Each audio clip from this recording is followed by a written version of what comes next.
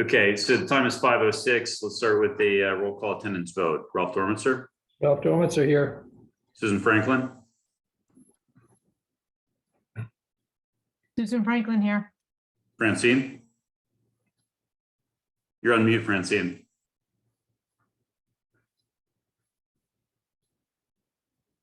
Francine Lyons here.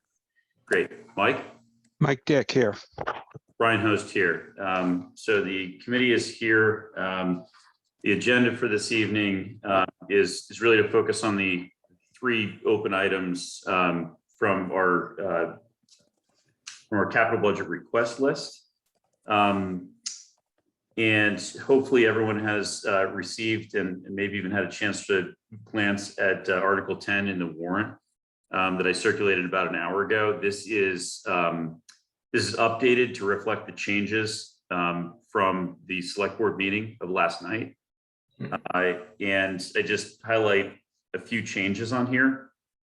First of all, you'll notice that the middle school sewer line repair is no longer on this list. They're going to take care of that out of the maintenance budget, as opposed to treating it as a capital item.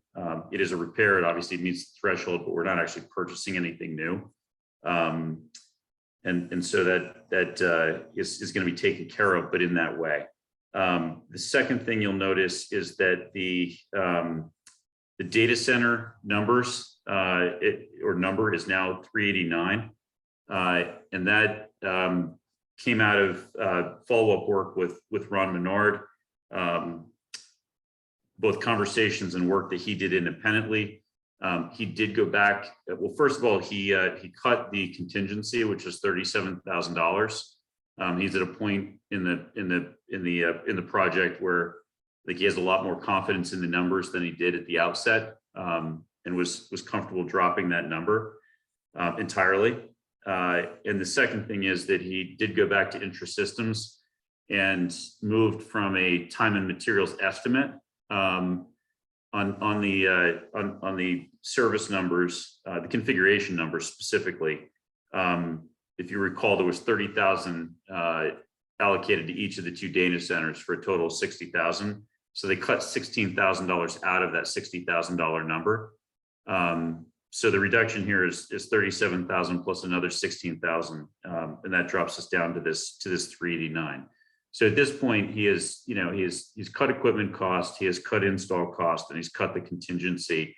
There may be a small additional amount that he can extract just in terms of the physical installation charges, but this is where we are at this point in the process, and it's a much sharper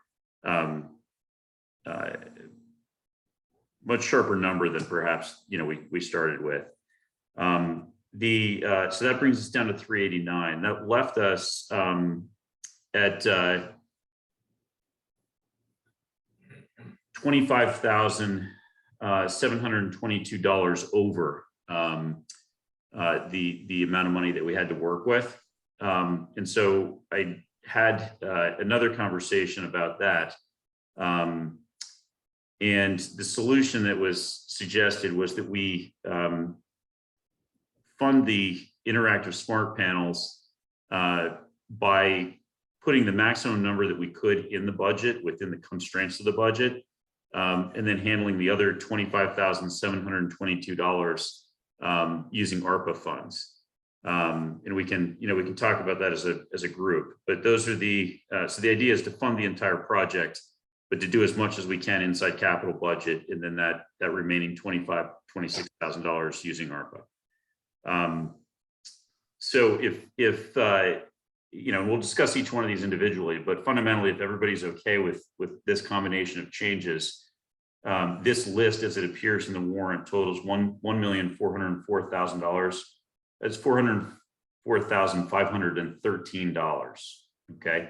If you add to that the estimated debt service of $591,487, the two total to $1,996,000, which is the appropriation coming to capital budget to cover both debt and current spend.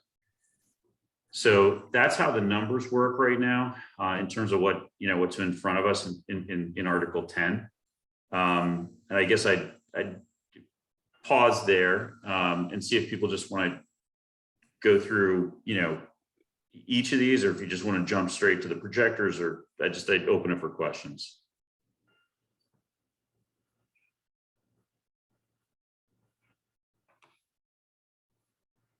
Well, I'm fine with all of this. I can screen share our tracking sheet, our trial sheet.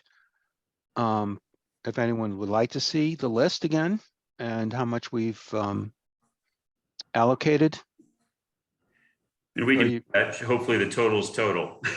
So as a, Yeah, sure, let's do that.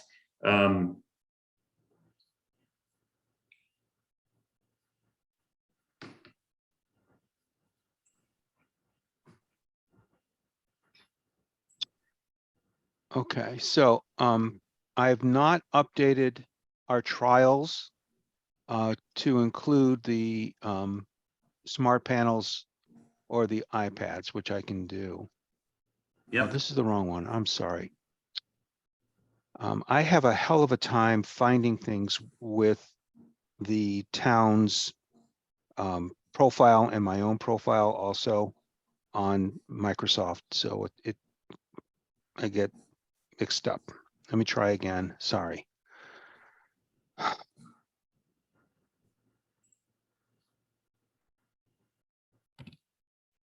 and just for Caroline and Phil, while Michael's pulling this up, I mentioned this to Mark, but the other two of you were not on yet. I mean, we're probably a solid, well, we're covering Article 10 first, then we'll get to Town Hall. So just please bear with us.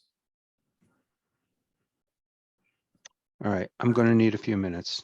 So let's continue on without the screen share. Okay. But again, from what I've heard, this seems like the correct solution, that we've gotten our list down to what we think is really what's truly needed rather than nice to have. And we've got it all to fit by negotiating with the town manager and having the town manager take over some of the spend that had been originally put in front of us. For the Deer Hill tiling and the pickup truck Yes. for the DPW, Yes. are those, I'm not sure I know the backstory as to why those have come off. Are those going to reappear at special town meeting, or are they going to come back next year? I would certainly hope they don't appear at special town meeting, because these are really not special town meeting type requests. I would encourage people to think about that as next year. And my hope is that that we have capacity to just do Deer Hill one and done and be done with it, as opposed to stretching that over 5 years. And my hope is that by getting 2 functional SUVs into the maintenance fleet, that buys us time until he has either clarity on the availability of Lightnings, or has just given up the idea entirely. Whether it's a year, whether it's 2 years, I don't know. But hopefully this is a functional solution for him in the interim. I would hope that we're not seeing this as special, because these are just, I'd be curious about other people's feelings, but these don't feel like special town meeting requests to me if we've got, unless we've got an imminent issue on either one.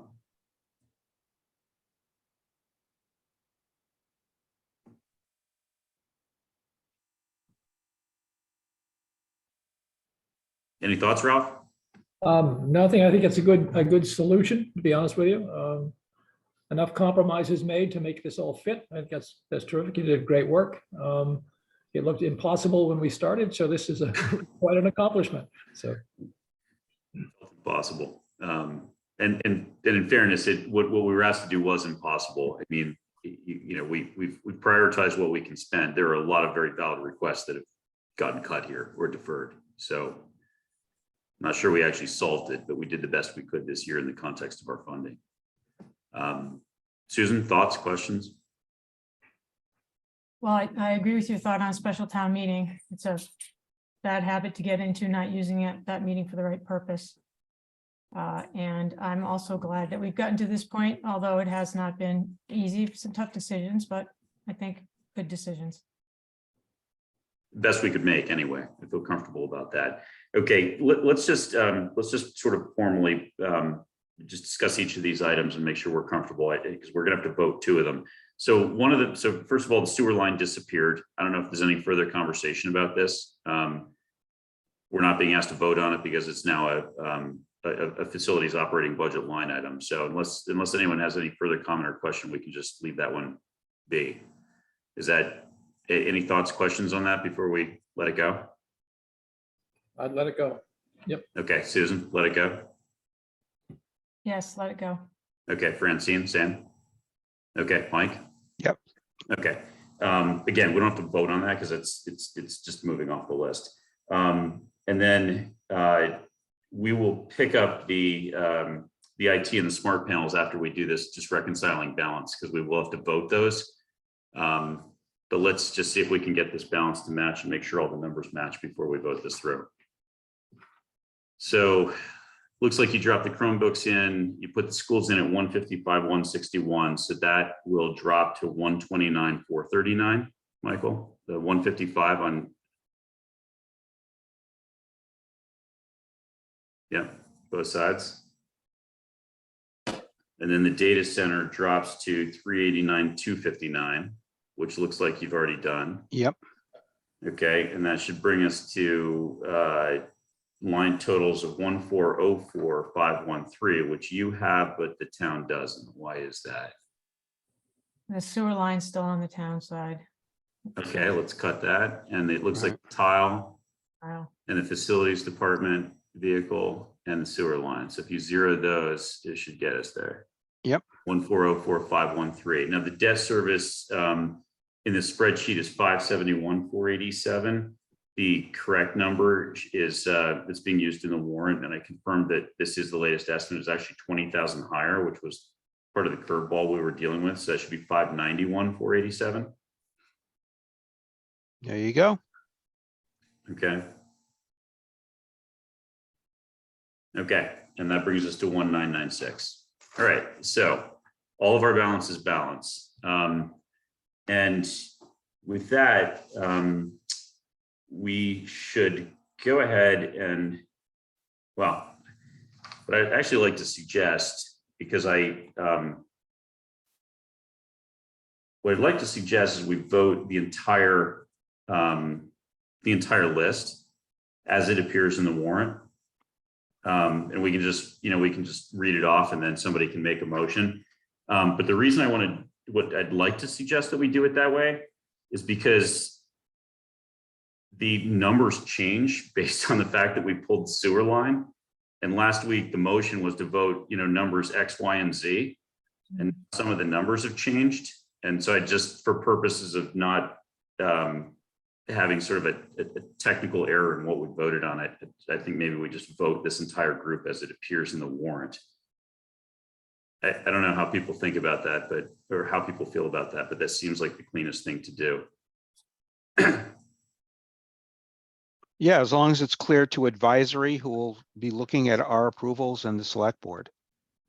Yeah, So as long as it meets their, what they expect to see. yeah. Anyone else have thoughts on this in terms of how to vote this? Good. So Okay. Brian, you don't have to like retract the previous vote. You just re-vote on the ones that we've already voted on, and then how does that work? Okay. I mean, it's a good question. I mean, we voted the items as they stood last week, and the only thing that changed were the numbers. So it's a good question. I mean, I'm not sure we have to retract the votes. I think if anyone actually went back and looked at what, the numbers showed last week, it would show, the content of what we're voting now. So I'm not really inclined to retract last week's votes so much just to vote in favor of, what's on the warrant now. I don't know. So, Go ahead. sorry. Hi, So Michelle. the numbers that you voted last week Yes.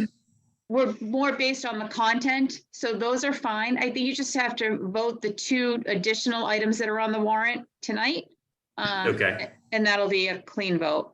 Yeah, I mean, I think from a content perspective, that's right, but we actually like had a motion to vote numbers blank, blank, blank, and blank. last Yep. week. Yep. So, And at the time, those were the numbers on the warrant. yep, So we just took those votes and applied them to those numbers. okay. I think you're okay. So your advice is don't get caught up in the numbers. Why don't we vote these? We can go belt and suspenders if you want. We can vote these two numbers individually, and then we can just vote the whole slate, and then you've got it covered both ways. Does that make sense? It's fine. Okay.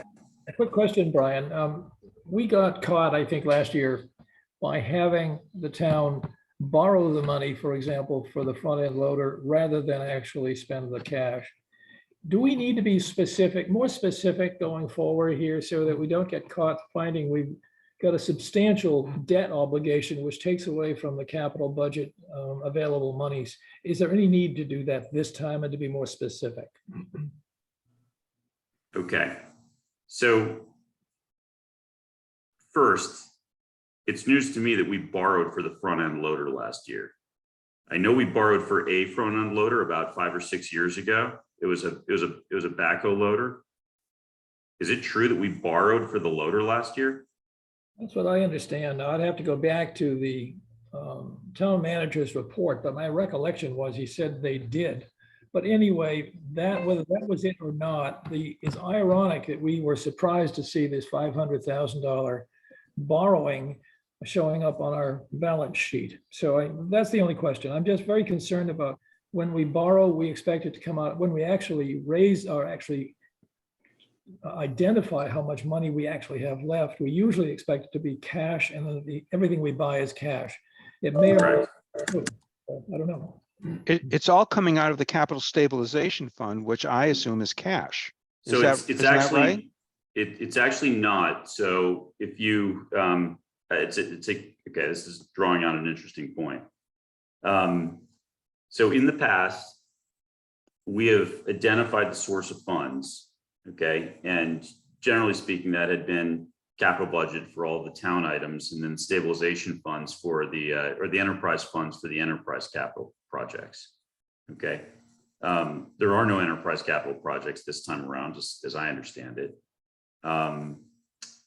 But Jen Mullen has changed somewhat the flow of capital. Historically, there was an appropriation that was made. It went into the capital stabilization fund, and then all of the items were funded out of the capital stabilization fund. And so the stabilization fund was almost being used as a revolving fund, for lack of better terms. She is uncomfortable with that, given it is a stabilization fund, and therefore what you see in front of you right now is actually tax and spend, so levy and spend, and this is being funded directly out of the levy, as opposed to having it run through the stabilization fund. These are effectively budgeted items, if that makes sense, that total 1996, which is the appropriation to capital. So it is a little different, and there's nothing going into the stabilization fund. There's nothing coming out of the stabilization fund as a result. Now, I've highlighted that, you know, that could create an operating issue for the departments if they're not able to access these funds prior to July 1. You know, that's in the hands of the folks at this point that, you know, that manage the town and manage these departments. But in terms of the flow, I have mixed feelings about it. I mean, it's, you know, this is a change that, you know, is coming very late in the process, but, you know, this is the way our finance director wants to do it going forward. And this is the way that apparently it's done in most other places. I don't have a specific objection to it. I'm not sure at this point we haven't the ability to object to it, but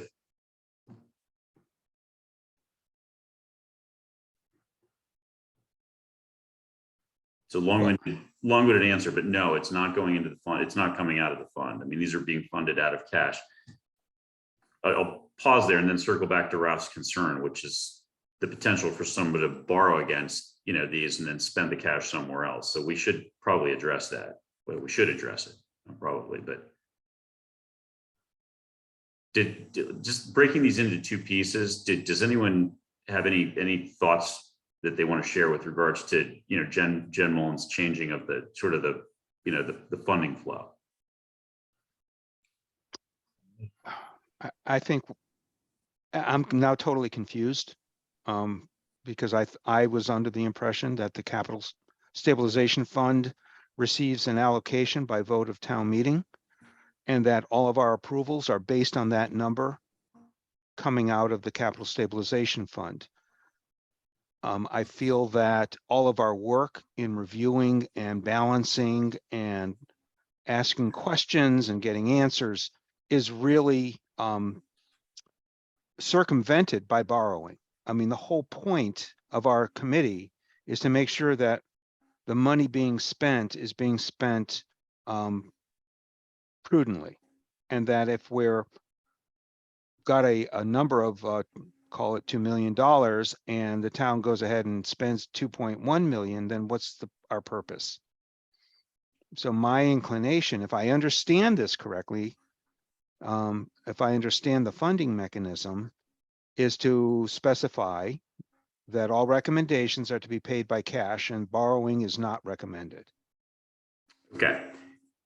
So we're mixing a couple of things. But I think fundamentally, setting aside whether the money comes in and out of the stabilization fund is a separate issue from whether or not there's any borrowing. Okay. So maybe we hit the borrowing one first. All right.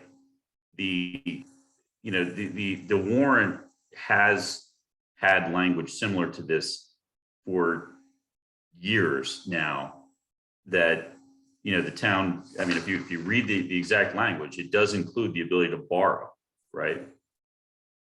To fund various capital improvements. It says it loud and clear. That language has been in there for a long time, and it's bothered me, the whole run. And it bothers me now because, I think we're all having a conversation about this stuff being funded with cash, not with borrowing. I think, given the date, that probably the best we can do it this year, and we can make two recommendations if you'd like, but we can have a vote and recommend that the town manager's motion be explicit that, these items will be paid for in cash and there will be no borrowing against any of these items. And the reason I'm suggesting we do it in the town manager's motion is because that's actually what people vote on at town meeting. Number one, and number two, the town manager's motion, doesn't have to go to print tomorrow. In fact, it's not done until you're actually at town meeting. And number three, the warrant in front of us does have to go to print tomorrow. And I don't think there's really realistically any way to change it at this point, given there's no way for the select board to call a meeting and change it. So, I mean, those are my thoughts. I guess I'd ask Michelle if I'm thinking about this the right way, given your involvement in actually getting the warrant out the door. So the warrant is going to print tomorrow at noon. So nothing can be changed in the language of that particular article at this present time. But yes, you can put it in the book of motions that that Chris will draft for a town meeting. Okay. And I'm okay. So I'm I have thinking a question for Michelle. Am I missing something here in my objection? If we say that borrowing is not recommended, are we putting constraints, unnecessary constraints on either the town manager or the finance director?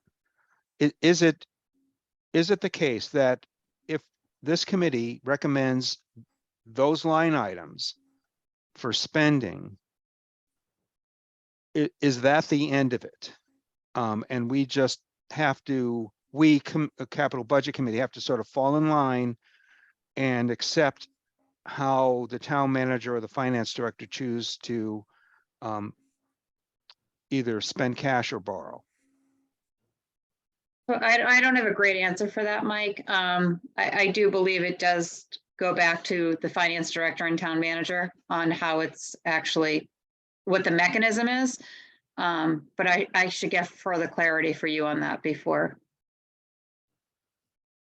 So I'm going to make a suggestion, because I'm not really interested in having this conversation again at this time next year. And you know, we only have this conversation when we get the warrant. We only get the draft warrant about a day before it's going out the door.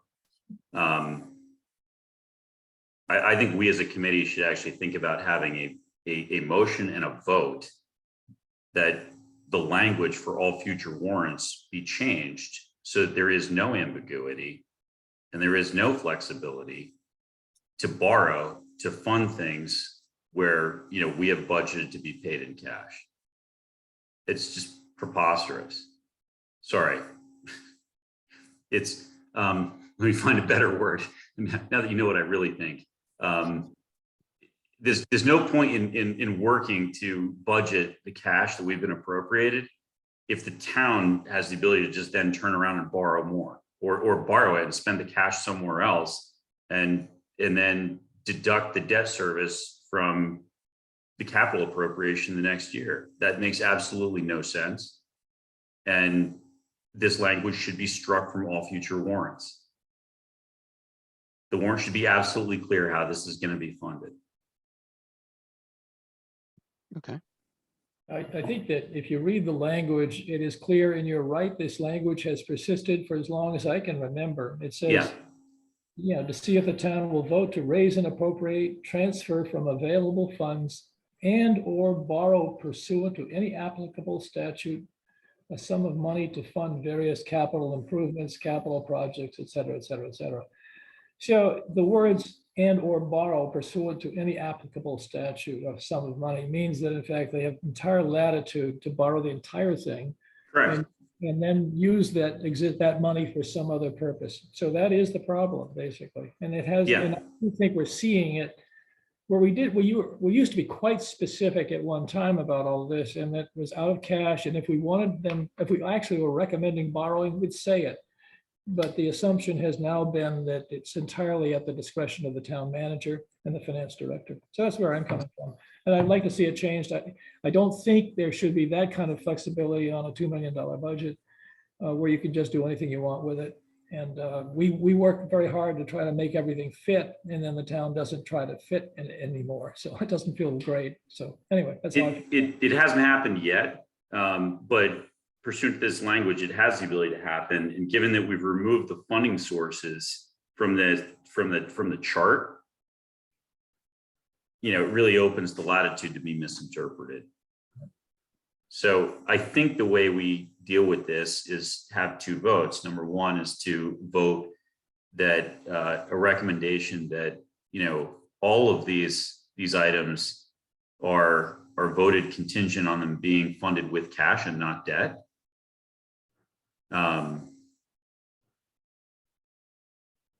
And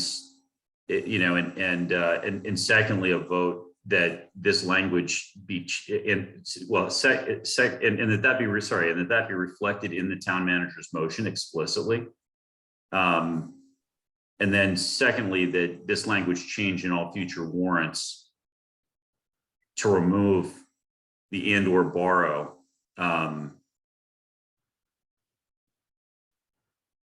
clause, and that we specify and that we specify if we're going to borrow somewhere.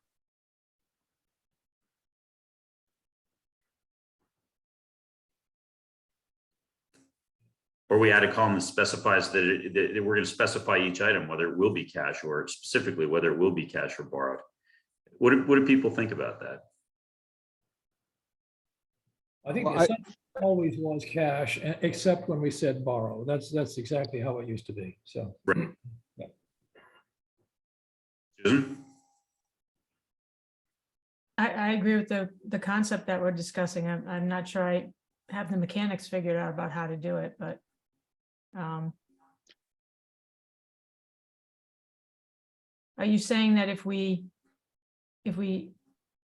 specify borrow, that clause would remain, or would we work unless specified borrow, as borrow as specified below or something like that? It's an interesting point. If you scratch the borrow clause, then you'd have to add it back each time you want to borrow something. So do you leave the clause in and then just specify, add a column that specifies whether it would be borrowed or not?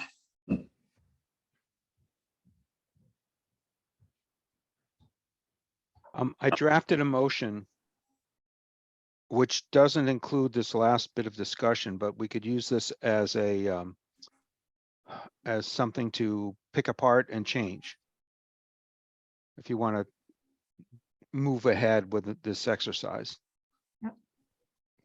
Okay.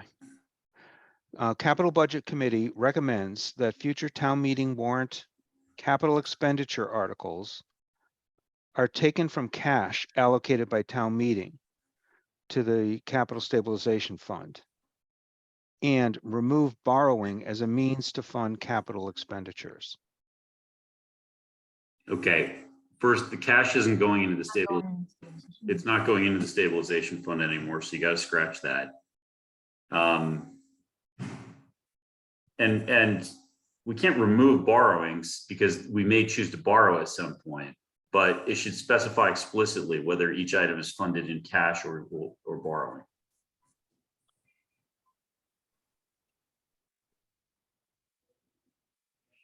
Okay, how about this? Capital Budget Committee recommends that future town meeting warrant capital expenditure articles specify the funding mechanism, the funding source for the for each expenditure. Why don't we just say that it assumes it's cash, except if specifically specified. Unless specified otherwise? Yeah. So all capital all capital items will be funded in cash unless specified otherwise. Okay.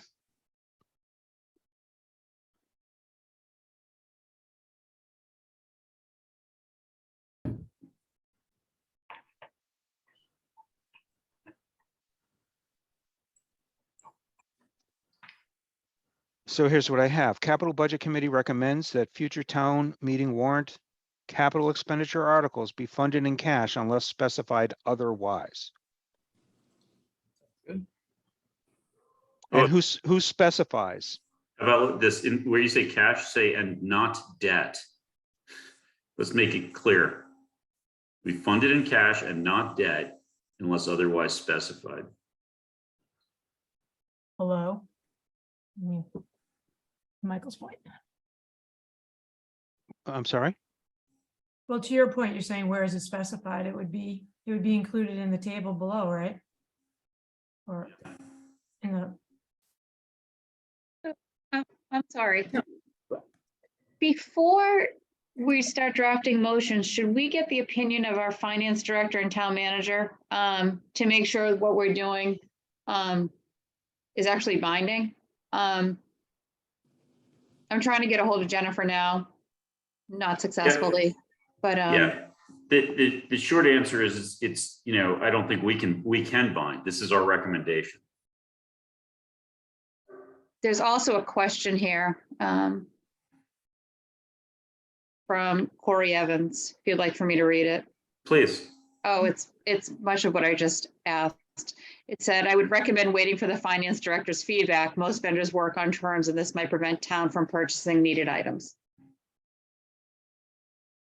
I gotta be honest, if the town's contemplating borrowing money to buy stuff where, we didn't budget borrowing, so be it. It's the whole purpose of the process. It's my personal opinion. I'd be curious how others feel. I mean, we just spent 3 months to make this fit in a cash budget. And, you know, I see no circumstance where they should be able to go out and borrow this stuff and spend the tax levy in some other way. That just doesn't make any sense. I agree. There needs to be oversight. They can't be making those decisions without, Sorry. yeah, no, I agree. They can't be making those decisions or have the ability to make those decisions without oversight, whether it's capital budget or advisory. You know, I do think we could vote and recommend that these articles are to be out of cash. As our recommendation, the problem is we are recommending only to the select board. We are not deciding for the select board. So the problem, it doesn't matter. We could recommend almost anything and they could just say that doesn't make sense to them. So we can just recommend what we think is appropriate without worrying right now whether Jennifer and or Chris have other thoughts. They can accept or reject our recommendation anyway at all times. So recommending is fine. Just do that. That's not binding to them. It's just a recommendation. Susan? If I agree, if that's how it works, then it is just a recommendation. But I like the fact that we are making it. Mike? So hearing what everyone has said, two things. One is that when we make our motion to make our recommendations on this list, that we include in our motion that we recommend that these be cash and not bonded or borrowed, and that we schedule a future meeting topic to invite town manager team and which includes finance director to work through this and to convey our concerns. And they may well have explanation for why they do need to borrow sometimes that we're comfortable with. Give them the chance to explain that. But for our work tonight, let's go and approve our recommendations with the recommendation that these expenditures come from cash, not through debt. Okay. I agree. I agree. Okay. So just one observation. I just, part of this feeds into Corey's question. It just came to me, you know, if the town needs to buy something that's not in this budget, there's a mechanism to do that. It's called the advisory. It's called the general stabilization fund. They go Right. to the advisory. The emergency fund. They explain the emergency. Mhm. And, you know, if it's a capital item, then, you know, capital would be included in that discussion. We would approve it as a capital item. Advisory would approve it as an item to come out of the general stabilization fund, and it would get funded. There's no reason, I see no reason to create a mechanism of flexibility for people to just go off and borrow when we budgeted this to be spent to be spent in cash, particularly when the debt service comes back on us. Right. It just doesn't make any sense at all. There are other mechanisms to do this. This just strikes me as a massive hole in the budgeting in the budgeting process. Okay, so I guess the first item is the motion that about the future warrants and the conversation with the select board, the town finance director, and the town manager on, you know, being a whole lot more specific going forward. Michael, can you just review that motion? Can you read back the motion as it stands right now? Okay, I thought we're taking this off the table, but I'll Yeah. read you what I have. Well, maybe let's just ask, do people want to make a recommendation? Or do people not want to make a recommendation? I'm fine either way. We can just ask to have a conversation, get it on a select board agenda if people prefer. Why don't we just attach language to the actual vote for each item or the items in? Yes, and that's what we had just suggested. Okay, So you want to That we- vote the last two and then just have a vote that says everything in Article 10 should be paid for in cash and not bonded? Is that the cleanest way to do it? Yeah. Okay, And it's now Article 10, not 8? well, It's Article 10, I think. Warren, I have it's Article 10. Yeah, me too. I have it as Article 10, right? Yeah, me too. Great, okay. Okay. And I guess that's one going to print, so it has to be. Okay, so we've got two items to vote on here. The first is the schools, the interactive panels at 129, 439. Would someone like to, is there any further discussion on this, or would someone like to make a motion? I could, if you want a little just insight on that, I did spend a little time on it. So if it helps you understand, not that I'm suggesting we don't vote this, only that what did I find out? I did two things. One is I actually took the lessons that they were proposing that the teachers take. I actually did 3 or 4 of them from ViewSonic just to see what they were proposing and what they were offering. And they were interesting.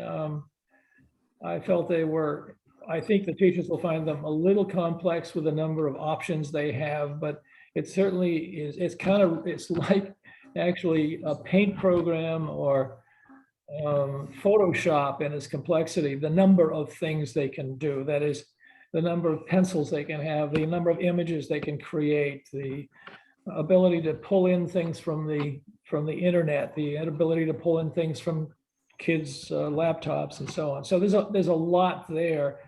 And so I think it'll be fairly complex to get all of this integrated, but it surely is rather full featured as I saw it. Okay, that's number one. Number two is I did talk to the IT director in Hingham, who is a very nice guy. He spent quite a bit of time with me on the whole thing.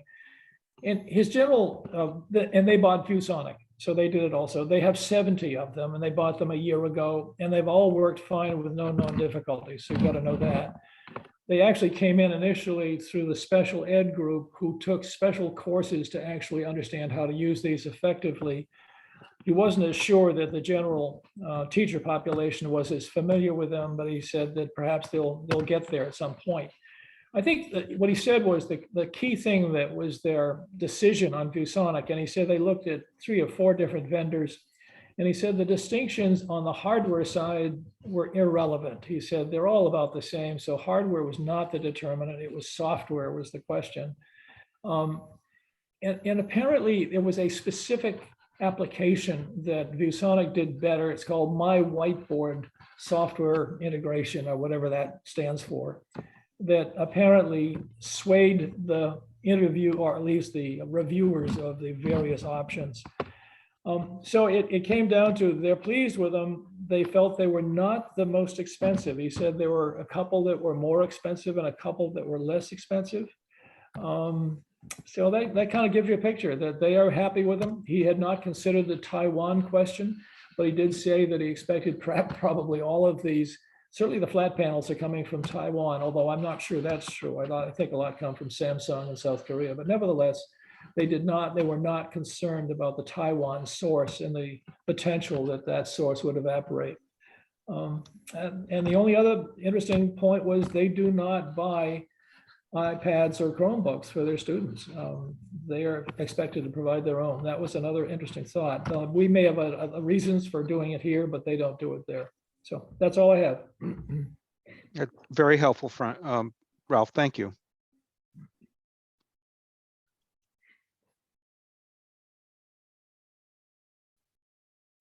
Ralph, just out of curiosity, when you talked about the hardware and the Taiwan exposure, did you talk to him about, the ability to take the ViewSonic software and just move it to other hardware if in fact, the Taiwan panel fabrication was no longer available?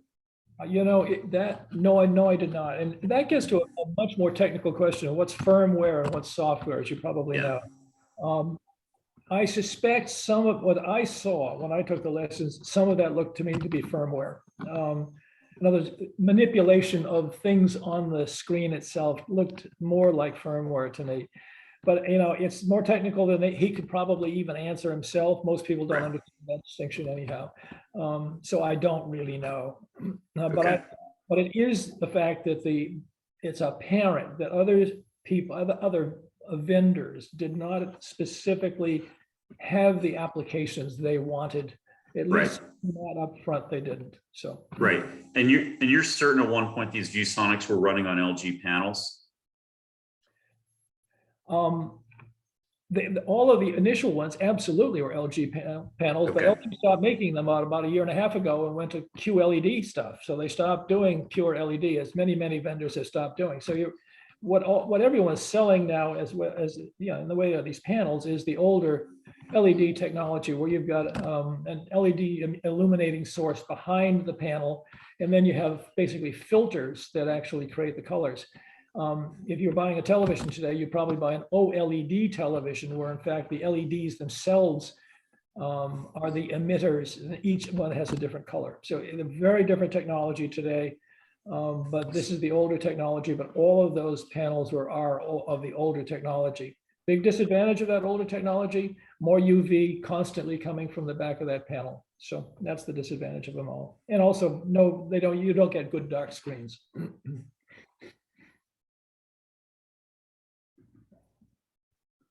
Ralph, did you get a sense of what the expected life is on those panels, especially given that it's technology that seems to be, I'll use the word obsolete? I thought the half-life, I did read what the half-life was, okay? And I think it was a very long half-life, well over 5 years, but if you're asking me what the actual half-life was, I don't remember.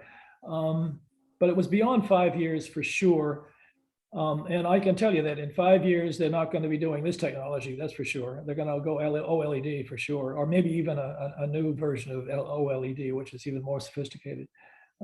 But this is probably fine for now, and I don't think there is a choice for them, to be honest with you. So A choice for the school department. I don't think it's a choice in the technology versus LED versus OLED. No, I don't think there's a choice. Okay.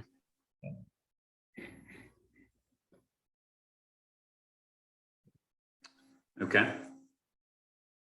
Do we want to specify on the spend that this will be the last?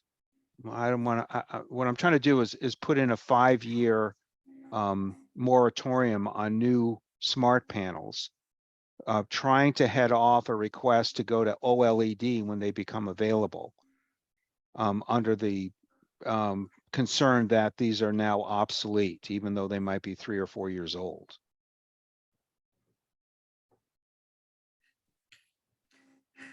I don't know if we could put any constraints on at this stage. I honestly don't. I don't know. I don't think Okay. you can. Yeah. You can't really, but I'll tell you my response is, which is I've got a perfectly well functioning plasma big screen on my wall, which most people would tell you was obsolete 10 years ago. Right, and maybe it's just a conversation between you, Brian, as the chair, Yeah. and either the superintendent or the chair of the Yeah. school committee to say, that's that. And I'm just looking ahead to future purchases. I don't know if we're going to get another request of 28 smart panels next year for additional classrooms. We will. And And the year after that, and the year after that. right, so are they all going to be this older technology? And until ViewSonic upgrades, yeah. Okay. And honestly, I'll tell you my instinct, which is if we don't highlight the fact to the school wouldn't even know. I mean, I can almost guarantee you that, the superintendent and the school board have no idea that this is LED based panel technology. It's, from their perspective, it's a ViewSonic interactive whiteboard. Okay.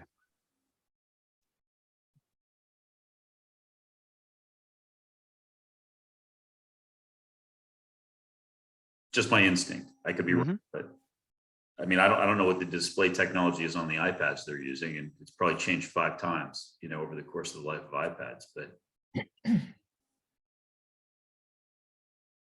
All right, shall we move to a motion then to recommend 129,439 for 28 interactive smart panels to replace 28 projectors at the middle school with the recommendation that the purchase be done in cash and not through debt.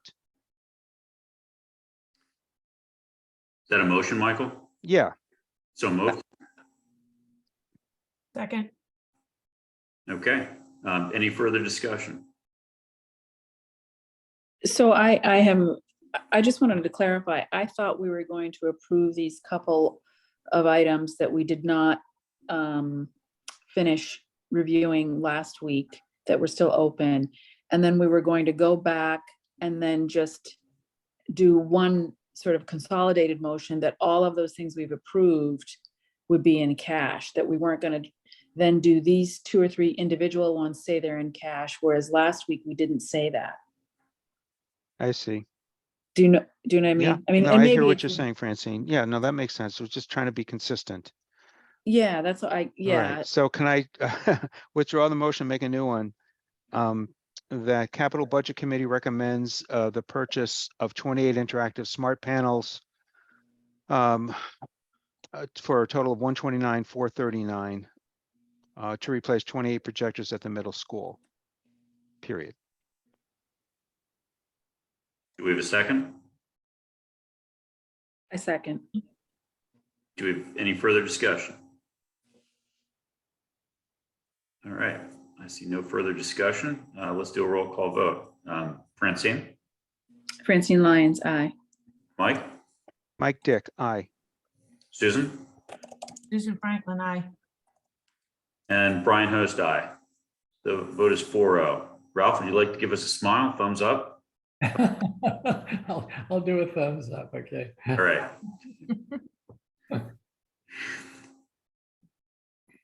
So that is the panels. They've got the IT data center request at 389,259.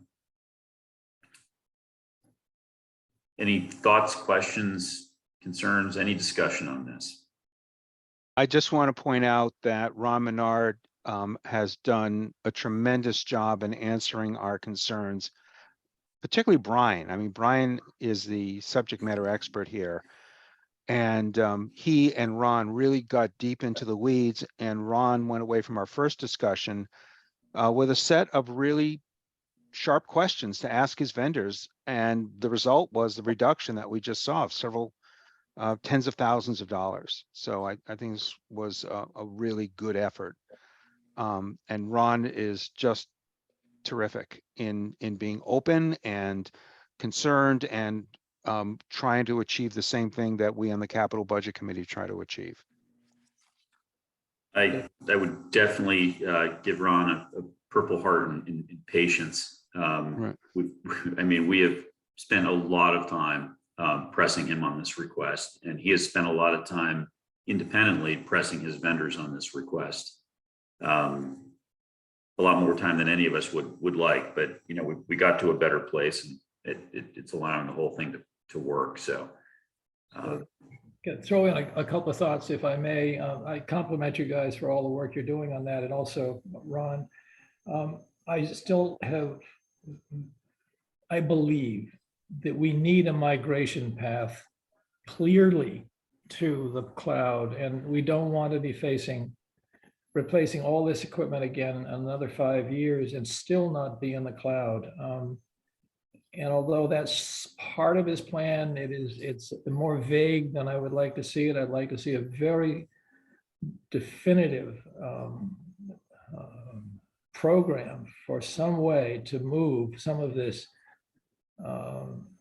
redundancy which we have now and move as much of the applications and data as we possibly can into the cloud. So if we don't do that and recommend it now, 5 years from now, if we're still there, we'll be looking at $1 million for the same equipment one more time. So it really has to change. So I'm not saying don't do this spend, because I think he has tried and everyone else has tried very hard to get this down more from where it was a month or two ago. But really, this is probably not the right way to have gone in the first place. But again, we're stuck with it. Let me try and address your concern, Ralph, based on my understanding of Ron, and Brian, certainly hope you can back me up on this. We pointed that out very clearly and specifically early on in our discussions. And what we have here is actually I'll call it a hybrid solution, in that many of our services are in the cloud. All of our Microsoft services, OneDrive and so on, and all the apps are all in the cloud. Where Ron feels that we are best served by having some of our storage servers on premises is to keep the town from being held hostage from Microsoft and other vendors providing services that don't exactly meet our needs. We are replacing these servers because their operating systems are 2012, and we're replacing them with 2022. And yes, it is on premises, but it's strictly, and again, Brian, help me out here. It's for the storage of those services that we need to maintain our redundancy, that we need to maintain services both at the school department and for the municipal side. Brian, how am I doing so far? I'll share my 2 cents in a moment. Am I right, or am I understanding this correctly? No, I think your position on it is your perspective. I'm somewhere in between, I guess I would say. Okay. So addressing Ralph's concern, what are your thoughts? My thought is that over time, we need to move more to the cloud. You are correct, Michael, that a lot of this is being done for us because, as software vendors introduce the newest version of their application, increasingly they want to move away from selling us the software sort of one and done and shift us to a subscription, a cloud-based subscription. So I think frankly, our vendors are doing this for us, and over time, our need to run applications and our need to, store, have large amounts of intelligent storage and processing capacity on site should decline. And we're going to increasingly have, sort of need for what I'll characterize as dumb storage. Things like, all of our permitting files and stuff like that. Those aren't processing intensive. You just have to be able to pull them out of the vault, and, open the PDF and look at the permit file in the future, right? So a lot of this is being done for us. I guess and so we'll have an increased need for dumb storage in the future, and probably reduced need for what I'll characterize as hot storage, stuff that, actually storing our apps, being able to run them on our own compute servers. But we're not there yet. And so when I said I'm somewhere in between, I guess my feeling, Michael, is that this is the right solution for this moment, because the migration actually cost a lot more money and it appeared to lock us in to some things that were going to cost us a lot of money going forward. It wasn't clear from the analysis that he did that we were going to save money, at any point in the foreseeable future by going partial cloud.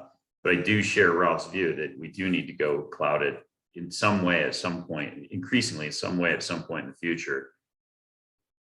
Hopefully over the next 5 years, most of our apps just move to the cloud and we don't even have to do it. And then we're not going to have to host them in the future. And with regards to what I'm characterizing as sort of, dumb storage, or just, large quantities of files that almost never get accessed or may never get accessed again. That's not complicated to move to the cloud, and we should do that as opposed to, paying significant amounts to upgrade our on-site storage. I think probably everyone on this call has personal files saved in the cloud somewhere in one way or another. It's virtually free. It's incredibly cheap, and you never pay for a hardware upgrade. And we should be doing that with, large volumes of our, what I'm calling it dumb. It's sort of cold storage stuff that you rarely, if ever, are gonna access again in the future. It's just crazy to upgrade generation after generation of extremely expensive on-site storage to host that stuff. But so I'm somewhere in between. I think what we have in front of us is the best solution at this moment in time. I agree with Ralph. We can't do this every 5 years. We shouldn't do this every 5 years. Hopefully the cloud fixes this for us before we have this conversation again. Okay.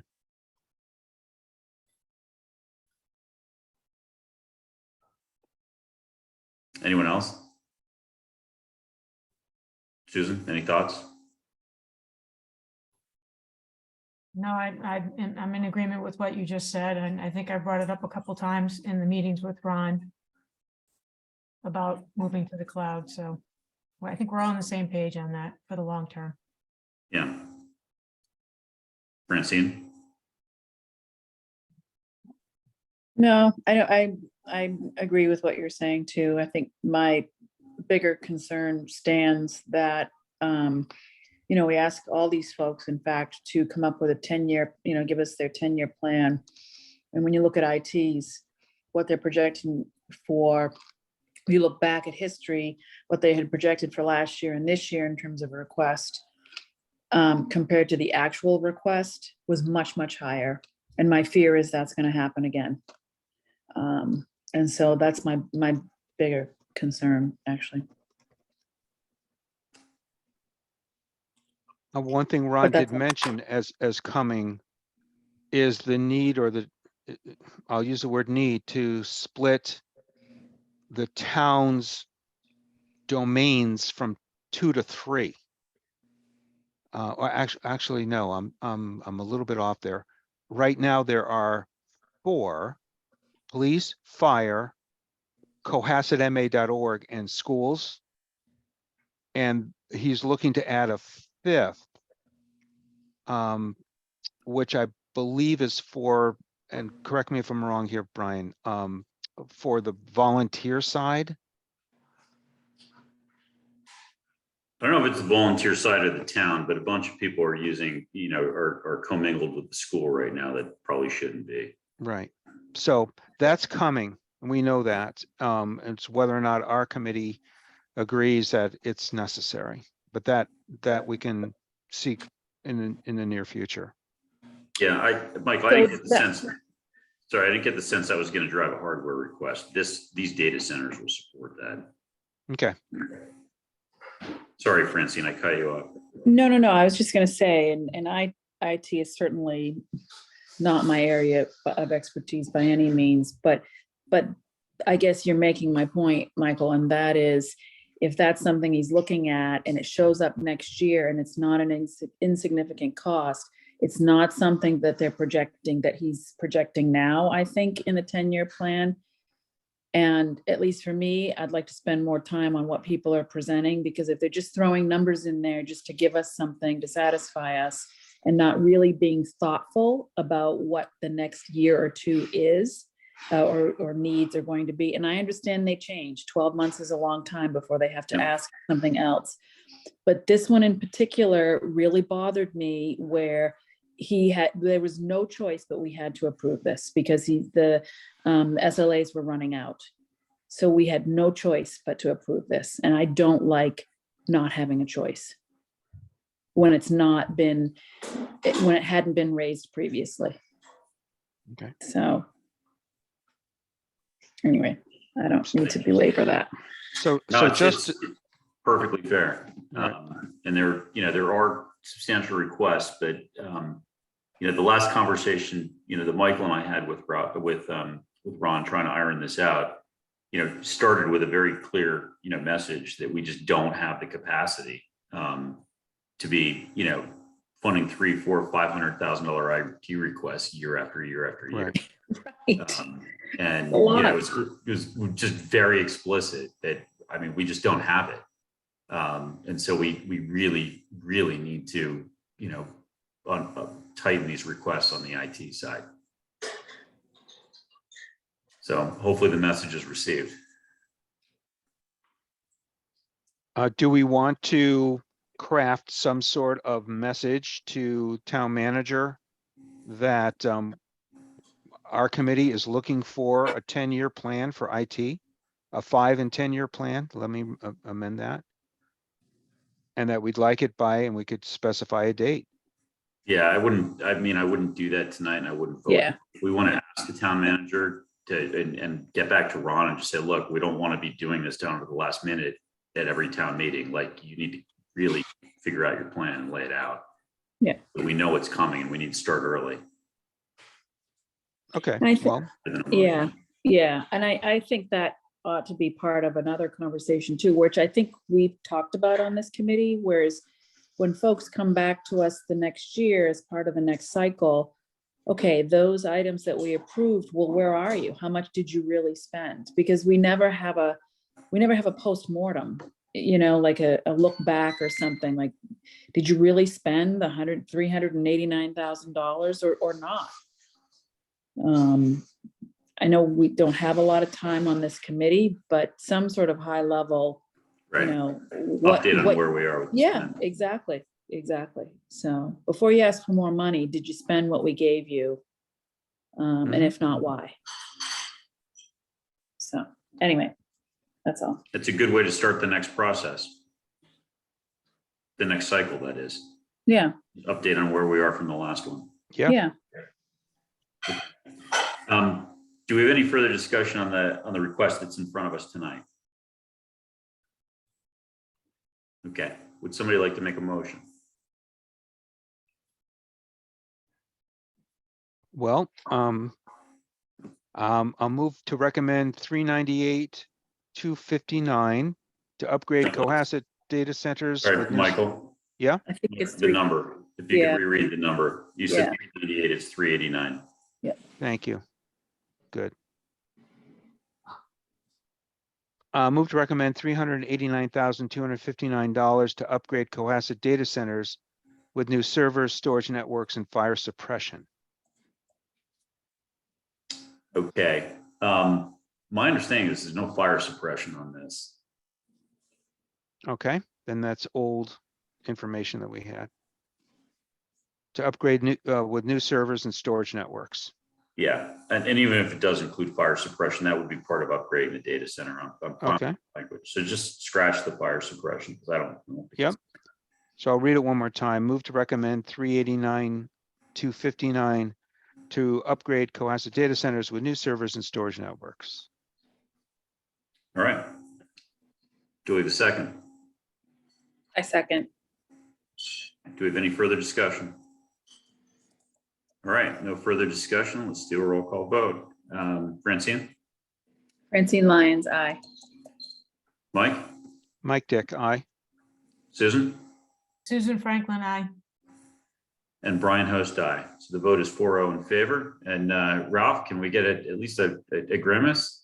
A thumbs up and a smile. Okay, thank you. Okay, so everything's voted at this point, and then and then we just want to circle back and make a recommendation that all of these items in Article 10 be funded in cash and not using cash from the budget and not debt. I mean, I guess if you raise debt, you get the cash and then spend it on the item. So we kind of need to be clear on the language.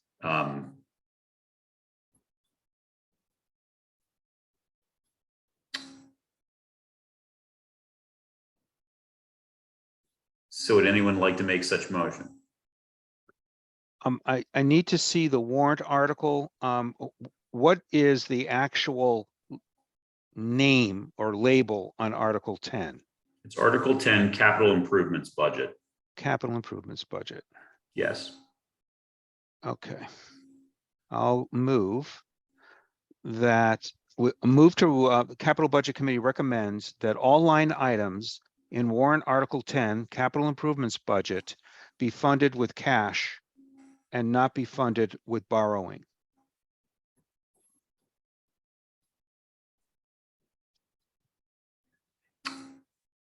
You might, the only caveat I put in on that on Mike would be, except or explicitly recommended for borrowing, something of that nature. That makes it. But we're just talking about this year, Ralph.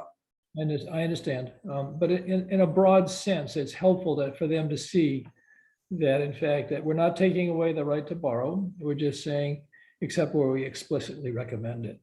You don't have to, but it just is nice and clarifying as to what we mean. So. we're Okay, not taking away any rights they have. Well, it's our Okay. recommendation. Okay, yeah. So we're recommending cash. We're recommending that the line items be funded with cash and not funded through borrowing. That's our recommendation. okay. And, sorry, go on. I was gonna say, so I think for this cycle, we are technically taking away their ability to borrow anything under Article 10. We're not taking it away. We're just making a recommendation. Okay, fair. And I would add, Michael, to your motion, just given we're discussing a motion, that the town manager's motion explicitly state this, that so we're recommending that it be done out of cash, not debt, and we should, the town manager's motion should say that specifically, that they're going to be funded with cash and not debt, Does that make sense? Yeah. because that's what goes to the voters, is the town manager's motion. Okay, so let me read this back again. Yeah. Move to recommend that all line items in warrant Article 10 capital improvements budget be funded with cash, not funded through borrowing, and that the town manager's motion reflect the committee's recommendation or funding recommendation. Reflect the committee's funding recommendation. Yes.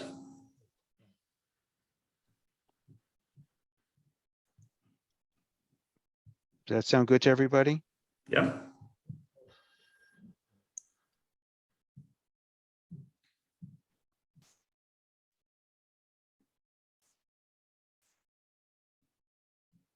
I'm sorry, Michael, do you mind repeating that one more time? I was on Sure. mute, sorry. Do you want me to share my screen? Could you? Yeah, Yeah, hold on. I'm just trying to take notes. Yeah. Yeah, and I can also text it over to you too, but Yeah, I mean, it's just unfortunate the funding source has been removed from this grid. Really, because it provided perfect clarity in the past.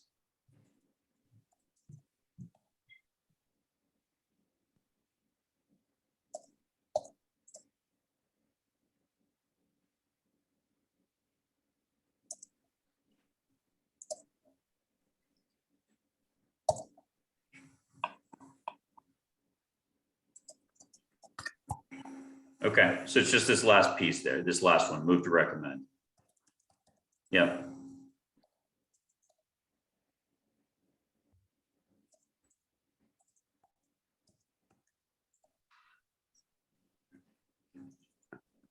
and let me see if I can copy and paste this.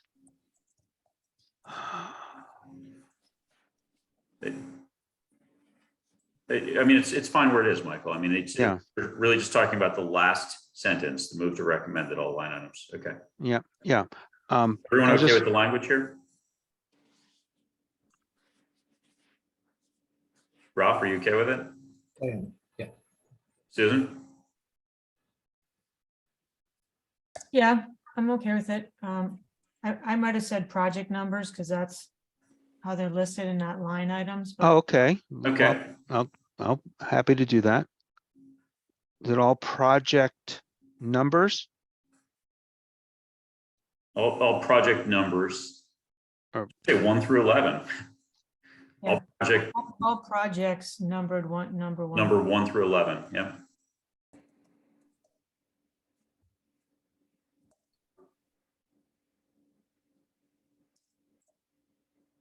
Yep, and then just add an S to projects, all projects, plural. All projects numbered 1 to 11 in warrant article 10 capital improvements budget be funded with cash. Okay. Francine? You okay with the language? Yeah, no, that looks good. Okay, great. Okay, Mike, would you like to make the motion and read it out loud? I'll move that Capital Budget Committee recommend that all projects numbered 1 through 11 in warrant Article 10, Capital Improvements Budget, be funded with cash and not funded through borrowing, and that the town manager's motion reflect the committee's funding recommendation. Do we have a second? Second, Do we have any further discussion? There being no discussion, let's go to a roll call vote. Francine, Francine Lyons, aye. Mike, Mike Dick, aye. Susan, Susan Franklin, I. and Brian Host, aye. So the vote carries 4 in favor and 0 opposed. And Mr. Dormitzer, give us a smile and a thumbs up. Great. Okay, I think that that wraps up all the business on the warrant. Which brings us to town hall. Before we leave the warrant, does anyone have any other further thoughts, observations, questions on the warrant, or are we done? No further questions from me. Okay. Susan? I'm all set. Okay, Francine? None from me. Okay, so warrant's done. Let's move on to town hall.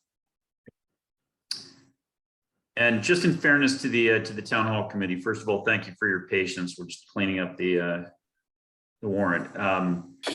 And secondly, thank you for joining us on extremely short notice. I know less than 24 hours ago, town hall was not on the warrant. Now it's on the warrant. And I had a brief conversation with Bill earlier today and asked respectfully that they simply come before us tonight and share any and all updates that we should be aware of in terms of the evolution and the current status of the project, recognizing that, you know, no one's here tonight prepared to vote or even really deliberate extensively. But we should absolutely, in the interest of time, start socializing this and make sure that, you know, we have a level set in terms of the current facts. So I think that's the background to, you know, to what's about to take place on this call. And again, Carolyn and Phil, thanks for your flexibility. Thank you for having us. Phil Lear, Chair, Town Hall Building Committee. Mark Cameron is also on. If you could promote him, that'd be great. That would not make a quorum, so we're all set there. Okay. So I think Michelle's with us. So you can promote Mark.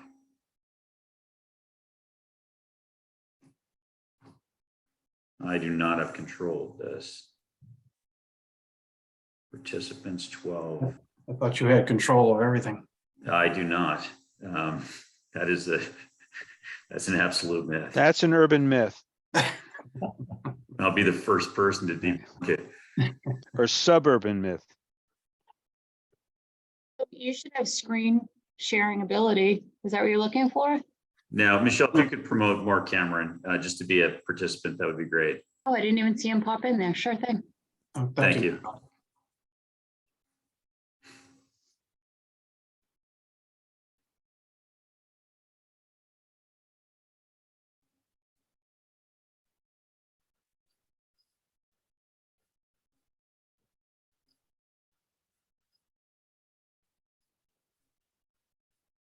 Great, thank you. So we have Carolyn Coffey and Mark Cameron and the Building Committee as well on here, just in case you had some other questions. Yeah, I was asked at 8:15 last night after the select board meeting to see if we could hop on tonight and give any updates that we have. There's not a whole lot, but I'll mention that we did have 2 select board meetings. It was last night and a week ago Tuesday. They voted 3-2 against putting us on the warrant at town meeting. And they asked us to come back a week later because they wanted to re-vote on it.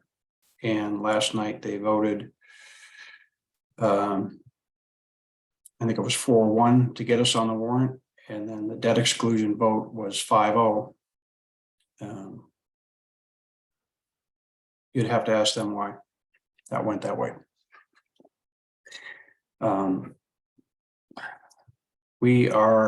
The Town Hall Building Committee is now set up to have 2 meetings a week, Monday and Wednesday, up to the town hall meeting, to try to get in front of all of our boards that we need to, and get all of our updates from our CM and project manager, and be able to bring that forth to whoever it needs to hear it.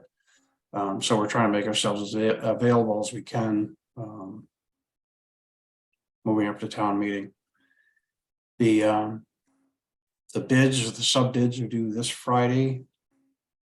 We don't know exactly when Commodore will have that consolidated into a full bid for us, but we assume it's, something like a week or a week and a half.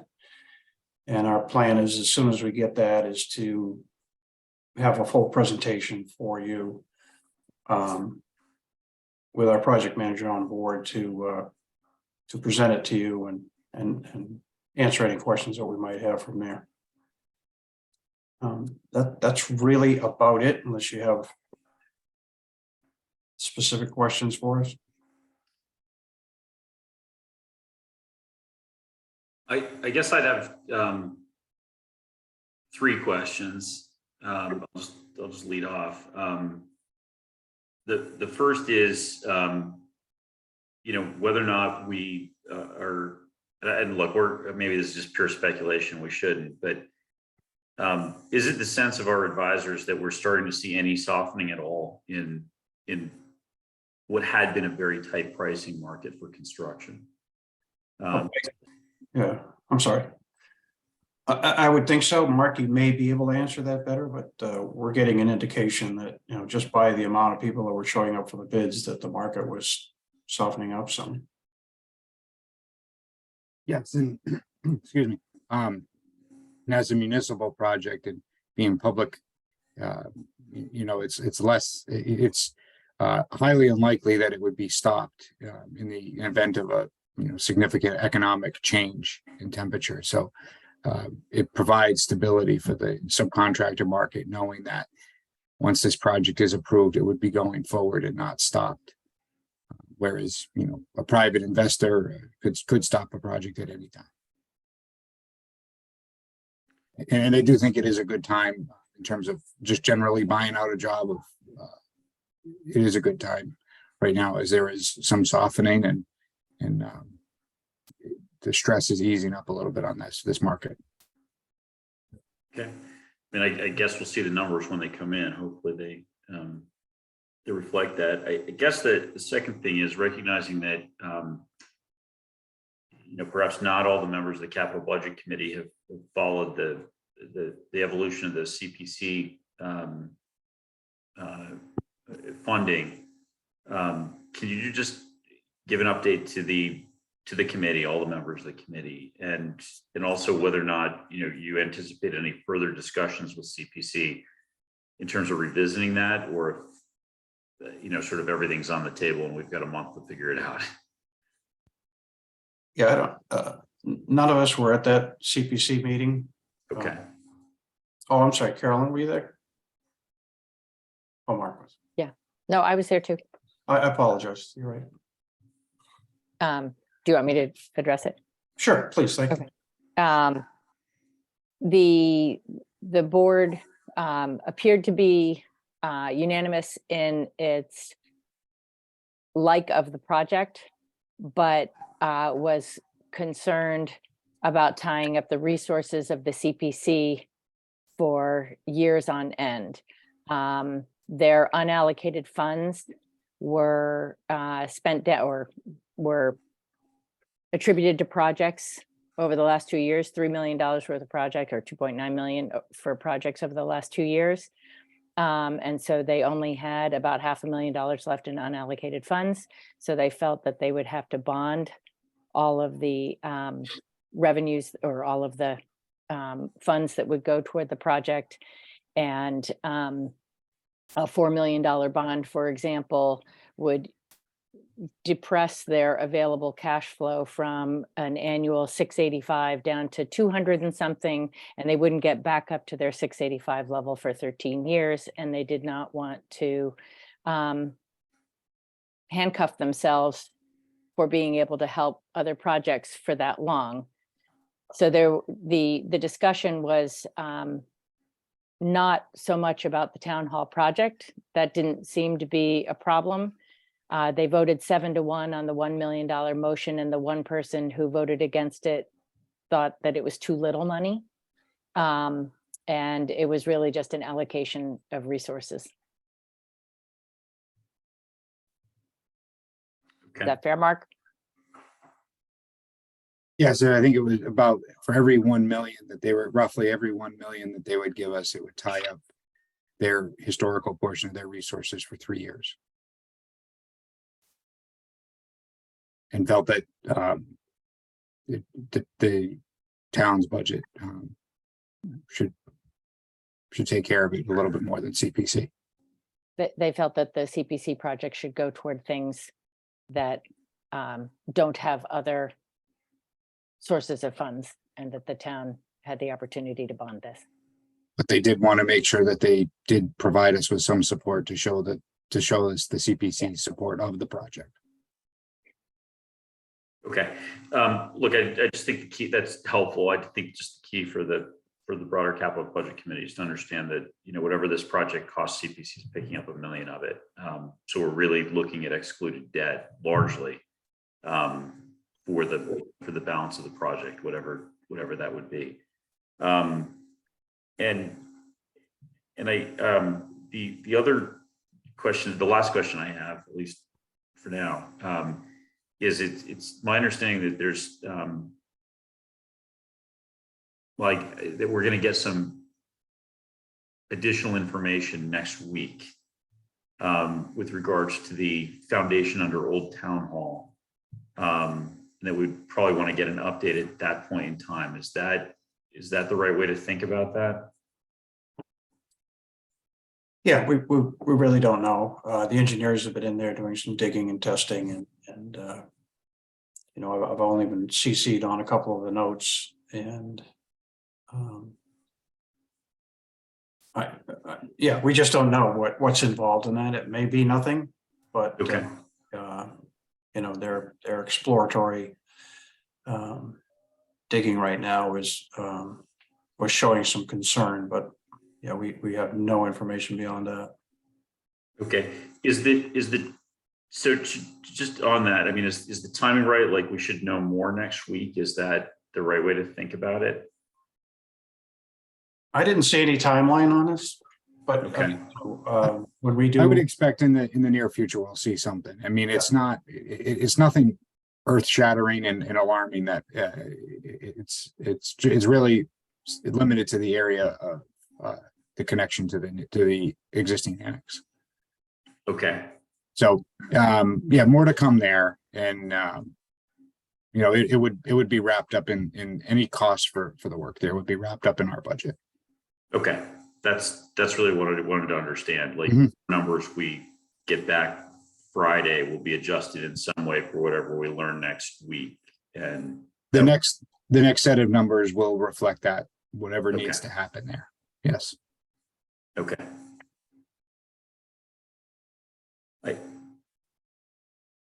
And just to speak to that's the advantage of having the CM on board is poking those holes and getting that information before it just becomes a change order, you know. Right. That's the idea. That's why we chose this path. Well, it sounds like it's working. So I said I had 3, and those were my 3. So I'd love to engage other members of the committee. Does anyone want to go next? Sure, I'll go. You guys. I thought we were all done.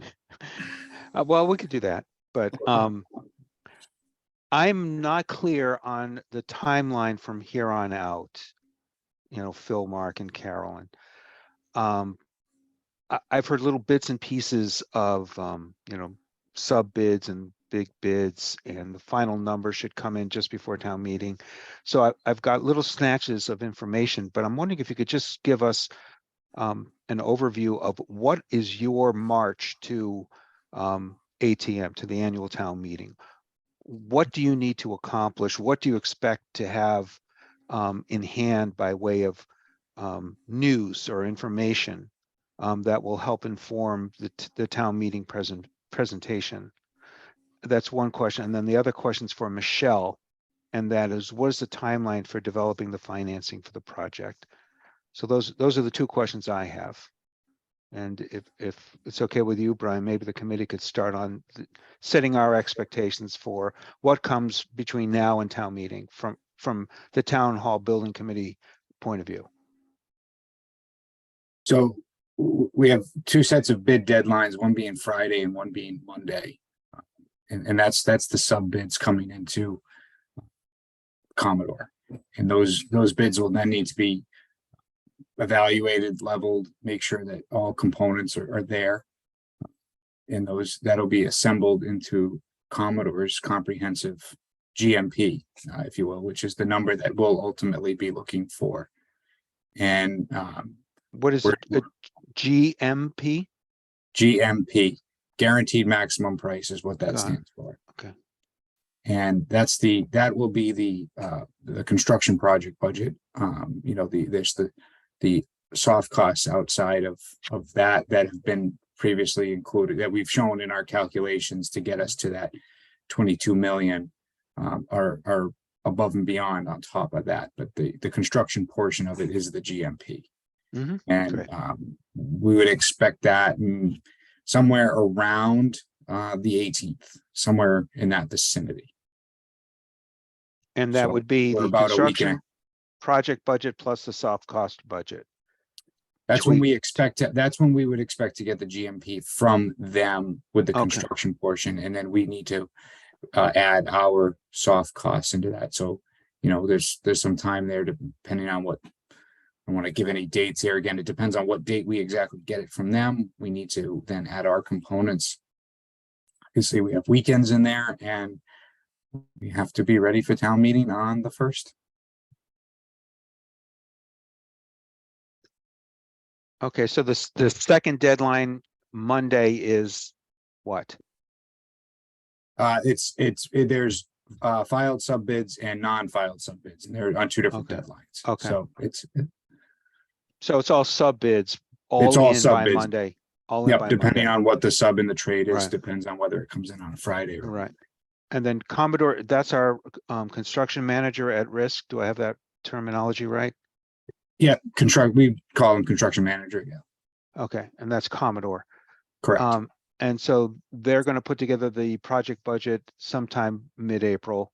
You're going to add in your soft cost budgets and come up with a final number for town meeting. Do I have that Correct. right? Yes. Just let me ask the committee, do you have any other questions along these lines or anything else you're thinking of? Okay. All right, so Michelle, can you at all, and it's fine if you can't, at this, sudden addition to our agenda, but do you have a sense of what our timeline is for developing the financing for this project? And then the additional calculation for other major projects that the town wants to undertake, and the whole question of special purpose stabilization funds. I understand that special purpose stabilization funds are not on this annual town meeting, but I know that we'll be looking ahead to that. And I personally feel that knowing that there are major projects out there affects our view of the town hall project itself. And what trade-offs we would have to make on future projects should we fund the town hall project. So Mike, I can try to answer the first part of that question. I think that the question in whole would be answered by the Long Range Financial Planning Committee and our finance director, but I can say that this specific project is going to the ballot in the form of a debt exclusion. I think Jennifer shared the charts with everybody as to the impact on everyone's taxes based on the median household value. And I think this committee by mid next week will have some semblance of a calculator that may be on our website that people can plug into to see exactly what the impact on their taxes would be. Okay. I had asked, I'm sorry, I had asked Jennifer if we could get a report on how many households or how many properties fall into 4 quartiles. So rather than just the median price being in the middle, I'm just wondering what the number of people are within each quartile. You know, the first 25%, the next 25% up to 50% at the median. The next quartile would be, you know, 51 to 75. How many people fall in that category? And then 76 to 100 to the top level. How many people are affected? I'm just curious as to the makeup of the town is when it comes to valuation and taxes. Is that a reasonable request I'm for the sure town that's manager something. department? So Mike, I'm sure that's something that the assessors have and probably readily available. So we can ask the question. Okay. I would really respectfully request that we actually get that report done. Let me ask the rest of the committee, do you feel that that's a reasonable request or something that's helpful? Or is that extreme? What do you think? I mean, I think it's interesting because it's the same thing's going to come up when we talk about the schools or any other project. Like, it's important to know, where the taxes are going to fall, not just, on your own house or on the median. I think, Michael, and maybe you could just confirm, when you say the middle quartile, you're saying quartiles, you're saying quartiles by volume, by value. By value, yes. Okay. Right. So if it's quartiles by value, not by household count, but by value. So how many households are in each value quartile? Right. But isn't it by definition the same number of households in a quartile? If you're looking at a median, it's the same number below and the same number above. So I'm having trouble trying to figure out.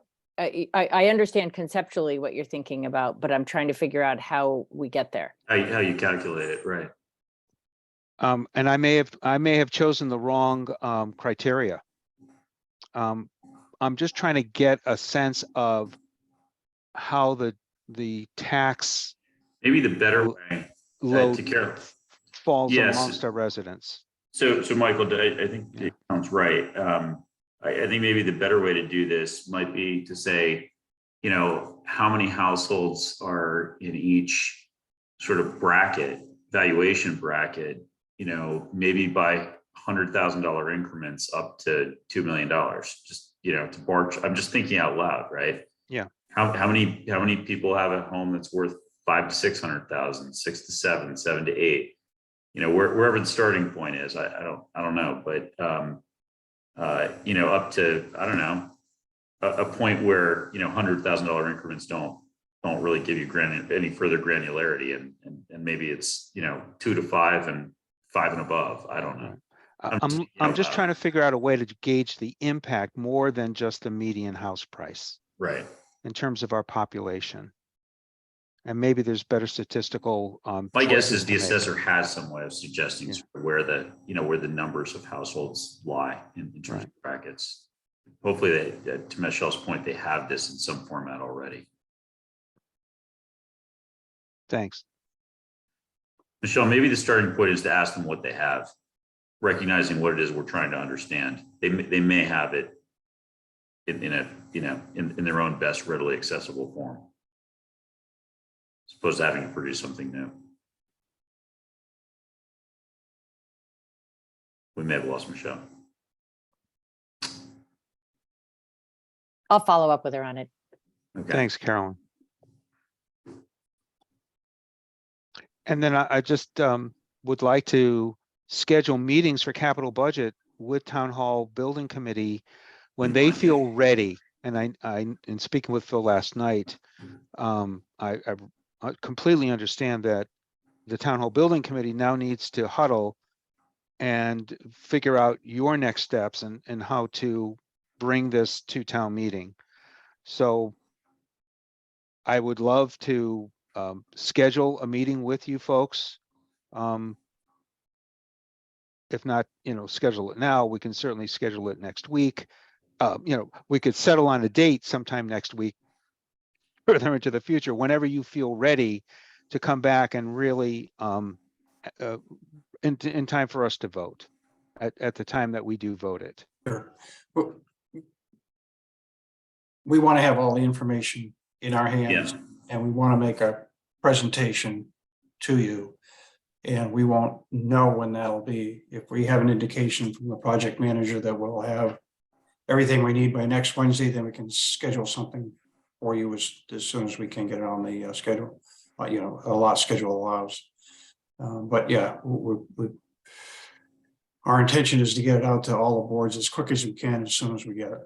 Right. Okay. I mean, if we're looking for a vote, and if we're not gonna get the GMP till around the 18th, the next likely scenario would be if more towards the Monday, April 24th would probably be a good target.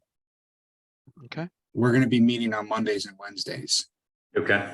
So our meetings are going to be Mondays and Wednesdays. I believe 7 o'clock was the time that we settled on, to confirm that with Michelle. But generally we were meeting on Wednesdays only at 7. Yep.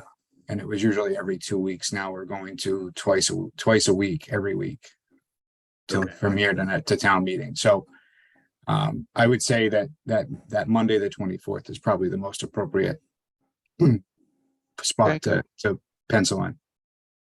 Okay. How does everybody look for Monday, the 24th? Good. On the Capital Committee? That's fine. Great. Dan? It gives us something to work toward. That works. Works for me. Ralph, works for you? We may have lost Ralph. Okay, we've got 4 of the 5. Hopefully Ralph can join us as well on the 24th. And put it in here tentatively for now, and we can accelerate or push back as need be. All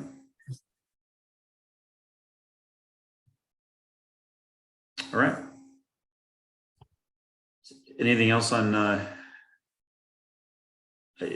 Well, so I've asked questions. Mike has shared questions and made comments. Susan, any thoughts, questions? I obviously have the question everybody's asking is how this is all going to work out. But until we have the numbers, we really don't know. Okay. Then Francine, anything else at this point? Oops, sorry, no, nothing from me. Okay. Ralph, any thoughts, questions at this point, or? Okay.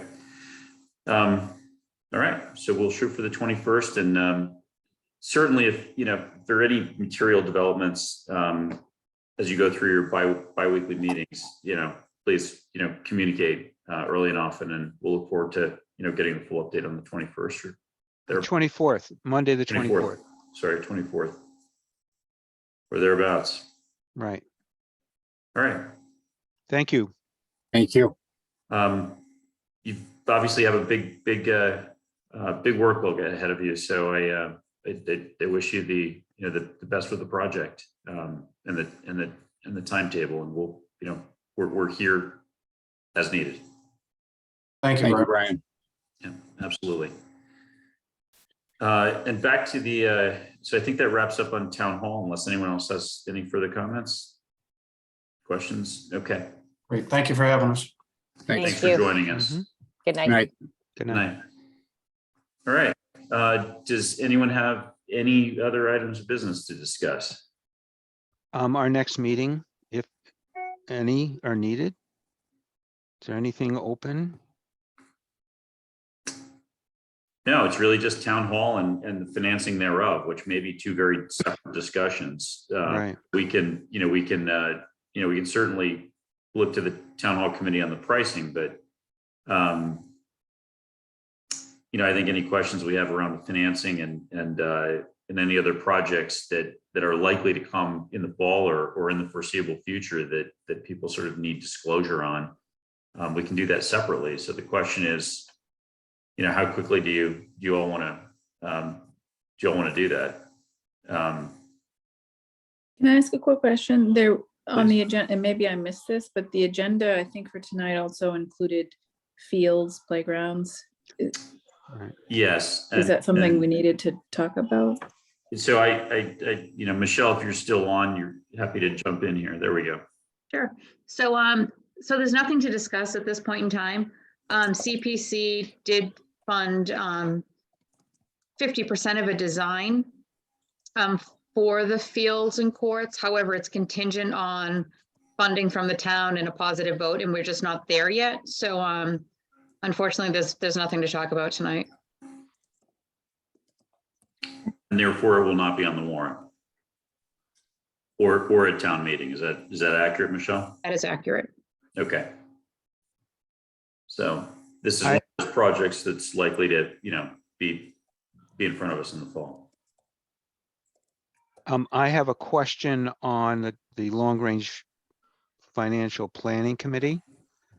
I have not seen or heard anything for some time on that. I hope that we can get a substantive meeting going. The meetings have been rather brief. And there has not really been a lot of discussion. So I just want to let everyone know that although, a lot seems to be placed in the Long Range Financial Planning Committee's basket, there isn't a whole lot of movement on it that I can see. I'd share that I believe that's accurate. Everything Michael just said. I would characterize the current status as one of reaching acknowledgement. I think literally you've got, people in the room that historically have been trapped in different silos that are just coming to grip with the fact that, we have limited resources as a town. And this stuff is going to need to be prioritized and sequenced in such a way that, that the town can proceed. But apart from that acknowledgement, and I think the recognition that this annual meeting cycle simply did not provide enough time, given that we got to start on this really at the end of the year, at the end of last year.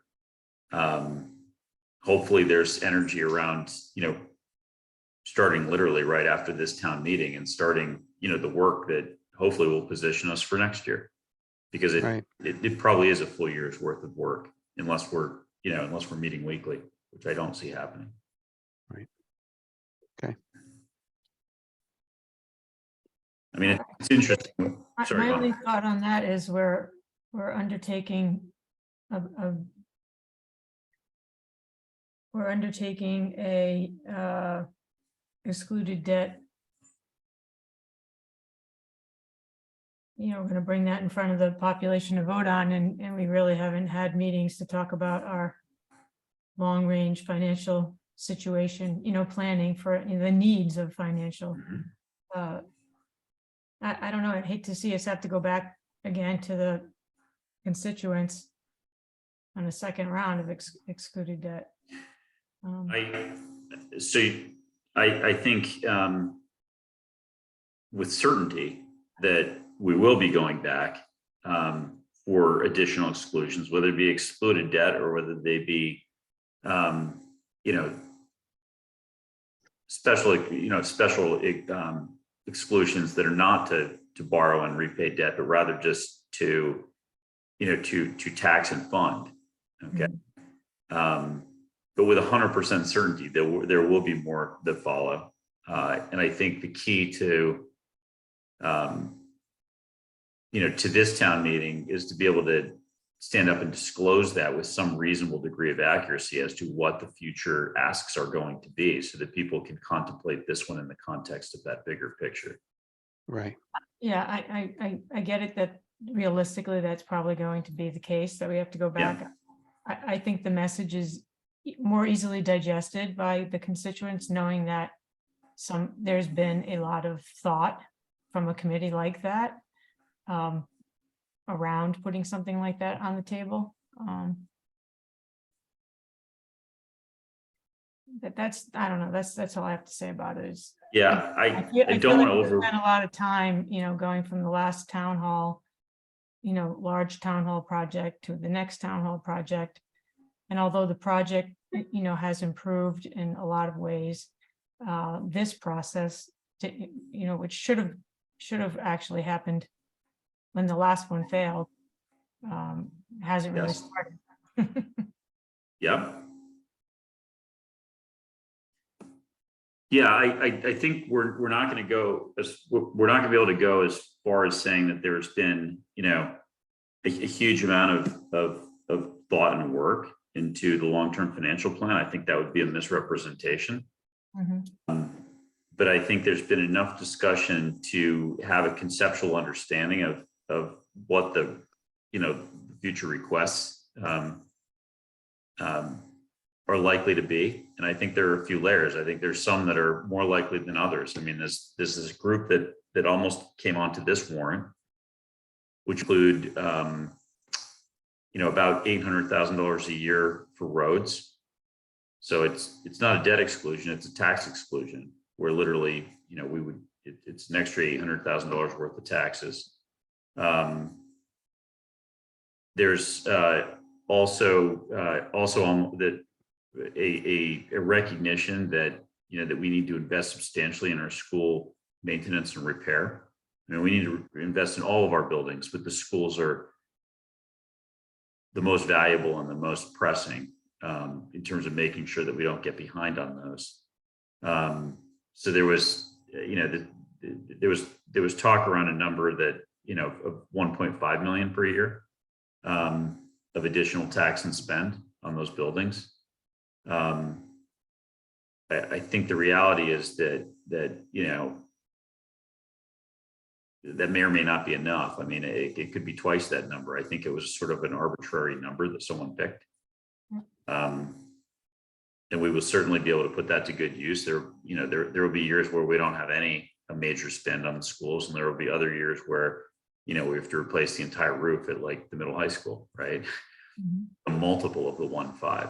So, there may be a stabilization fund effect where, a few years pile up and then it gets spent on a major project. But my guess is this can be project after project lining up for that funding, given all of our buildings are now sort of 20 years plus from their last sort of major renovation and or replacement. That's when the big items start to go. And then, there's also, so that's, schools would be another annual 1.5 million. And then there's a sort of a one-time fields and courts project of roughly 3 million that, that people want to bond.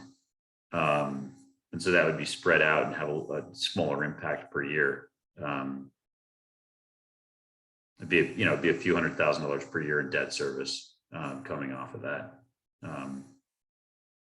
So those are the ones that were literally contemplated to go onto this warrant, and it just became apparent that we were nowhere near ready to do them all. Beyond that, we've got an emergency response facility of some configuration that needs to be sorted out and built. Whether it's a satellite or a whole new facility, to TBD, but there's something there. And then there's a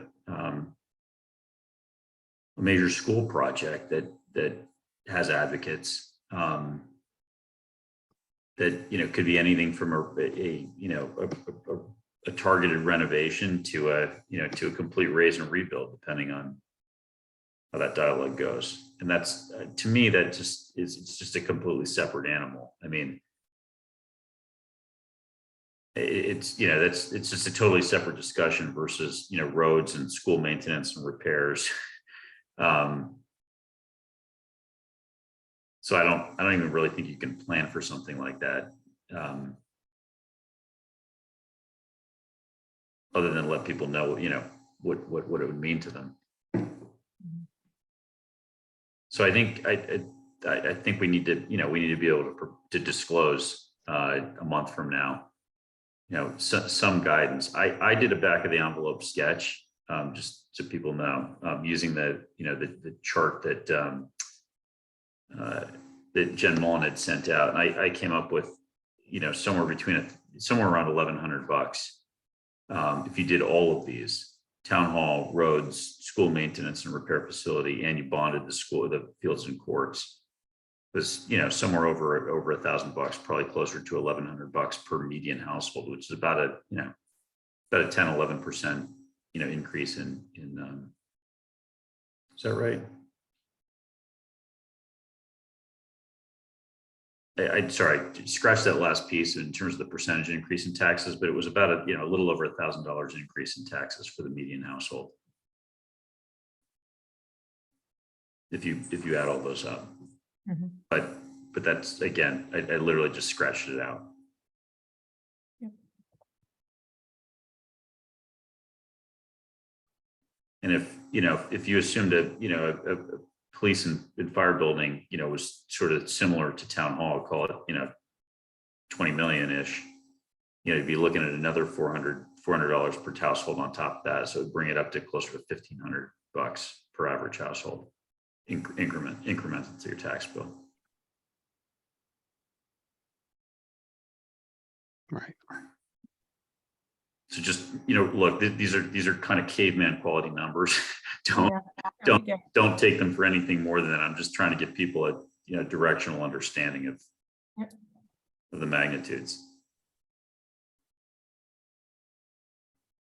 Yeah. But, you know, we're going to need to explain that, and people are going to vote however they want to vote. But I think the disclosure is key. Yes.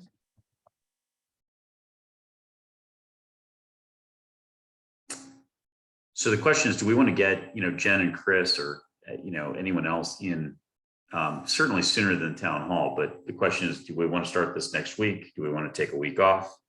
What are people's feelings?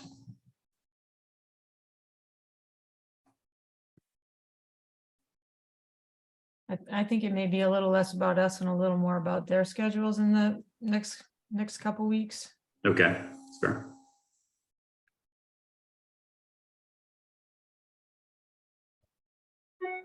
All right, I'm inclined to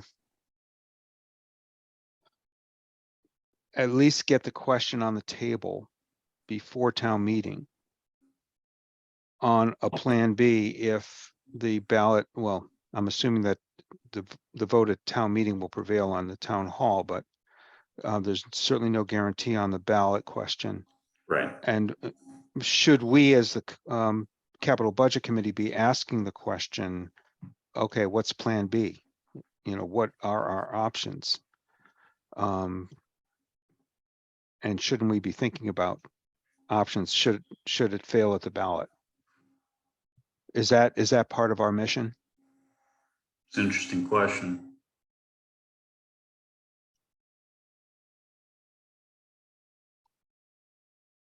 So based on what you were saying, Brian, the ballot is not just for town hall, it's for a few other projects as well, or no? No, the ballot's just for town hall, Just for but town hall. these are foreseeable projects, likely as soon as, you know, the fall, if not the next annual town meeting. And so asking people to vote, you know, on this tax increase, and you know, to your point, Susan, you don't want to mislead them, and then this is one and done, when in fact, we know we're coming back to them, very shortly for another tax increase. This is the list. Yeah, okay. So I just want to jump in for a second. So for this meeting, while this isn't all on the agenda, I think we should schedule a separate meeting to talk about all of those different items. Okay. But really, the only project we have before us right now that's shovel ready, that will actually have an accurate number for, is Town Hall. So it's going to be difficult to kind of strategize against something that we theoretically don't know about yet, right? So we have fields and courts, we have roads and sidewalks. We don't know what other projects are going to come on the horizon. There may be some. So I think that's going to be difficult. So while we have this project, I think this should be our focus for now, until we have more information on the other projects. Just a thought. Mhm. Yeah, Michelle, in terms of voting this project, that's true, but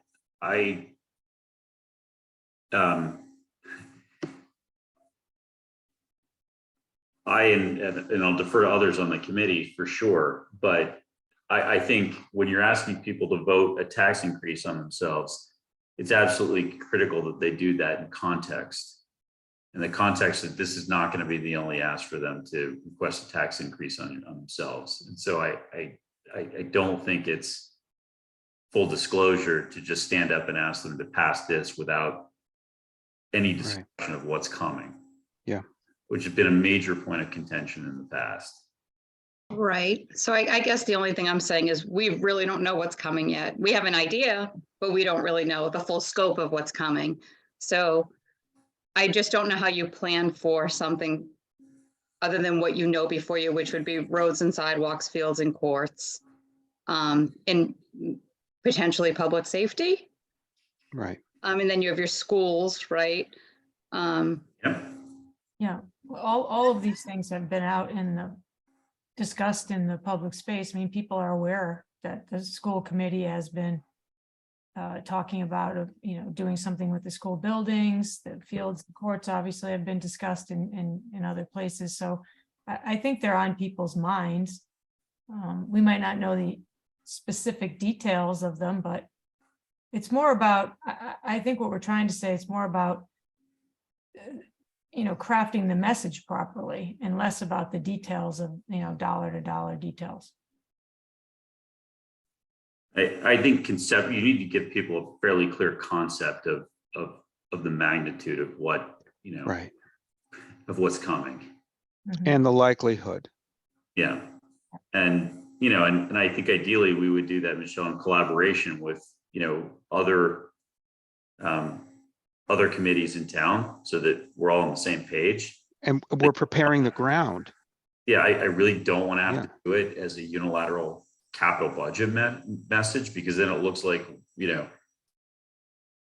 it's us averse to this project, which may or may not be the outcome of this committee. Nobody's, we haven't voted yet. No,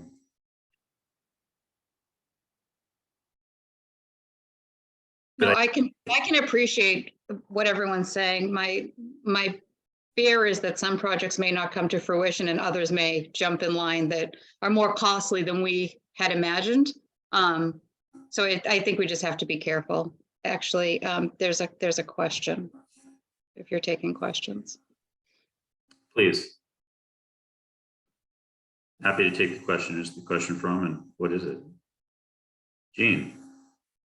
Hi, everyone. This is Jean Haley Dippold, 93 South Main Street, from the Select Board. So 2 meetings ago, the Select Board voted to hold a special fall town meeting. An election as necessary for the Fields and Rec, for school stabilization, for sidewalk stabilization funds, and at the time for Town Hall. And so I think it's fair to say, based on that vote, that we're at least seriously contemplating those 3 projects moving forward in the fall. We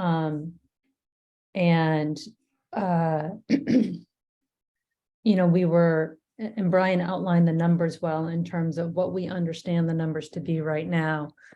For a variety of reasons, we felt like we just weren't there yet. Including, for example, trying to see if we can identify other funding mechanisms other than a debt exclusion for things like fields and rec. To try to limit debt exclusions wherever possible, knowing that we are looking at projects even beyond those that I just listed. And so at least we have that. We also know we're doing a public safety feasibility study, assuming that passes at town meeting. And so we need to reasonably account for at least contemplation of some needs there. Brian and Mike, to your point about long-term financial planning, I can just give a quick update there. Jennifer has reached out. I've asked her to put a meeting on the schedule. She hasn't heard back from enough people for quorum. I'll try to ask her to do that again, because I agree that ensuring financial transparency and disclosure is important. And maybe there is some possibility that members of the long-term financial planning committee can provide, sort of a succinct identification of what we know to be these immediate needs, immediate being in the fall as well, that the select board is likely going to be moving towards as we voted on last week. We did do I did a one-pager that was up on the select board's meeting, not this Tuesday, but the prior Tuesday, that identified all of these projects, all the costs, the average debt exclusion for the median household, the amount that it would cost per million for a stabilization fund, just to give people a sense of what the projects are that are likely lining up for this year. I'm happy to send it to you if you'd like, as we think about how to convey that information as well, because the select board was, going one by one down the sheet, as you might have seen, looking at that. So anyway, I just wanted to add that in, including the vote that the select board took about a week ago on fall town meeting. Jean, could you run down that list one more time, please, just so I can get into my notes? I heard fields and courts. This would be special town meeting in the fall to Yeah. take up fields and courts, school stabilization fund, Yeah. roads and sidewalks, Roads and sidewalks. also stabilization fund. Yes, contemplating that. And, Yeah. there was some back and forth because we were talking about correct timing on that and whether the fall was the right time, just because we in theory should have $1 million this year. So maybe we wouldn't necessarily need to do that until next annual town meeting. So again, just trying to figure out how much we need and when the timing is correct for making that task. So I 1, 2, 3 funds or projects that would go to special town meeting in the fall. Yes. Okay. Great, thanks.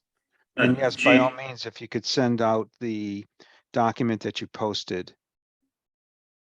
Yep. And this was a discussion document for us at select board. So.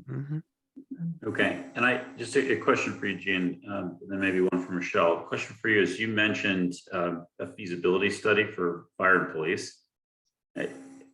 There's, to the best of my knowledge, there is no feasibility study for fire and police at this time. Is that? I mean, there certainly isn't in the capital warrant article, and it's certainly an investment in a capital item, so it should be there if it's happening. Is it happening? Oh, maybe I'm misremembering that, Brian. I thought Okay. earlier there was a $200,000 feasibility study. There sounds was. like that came off. Yeah. It's So I was just thinking back to prior to seeing the Okay. final. So yes, you're right. Yeah. that Okay, came off. my understanding was it came off. I just want to make sure I didn't misunderstand that it just popped up somewhere else.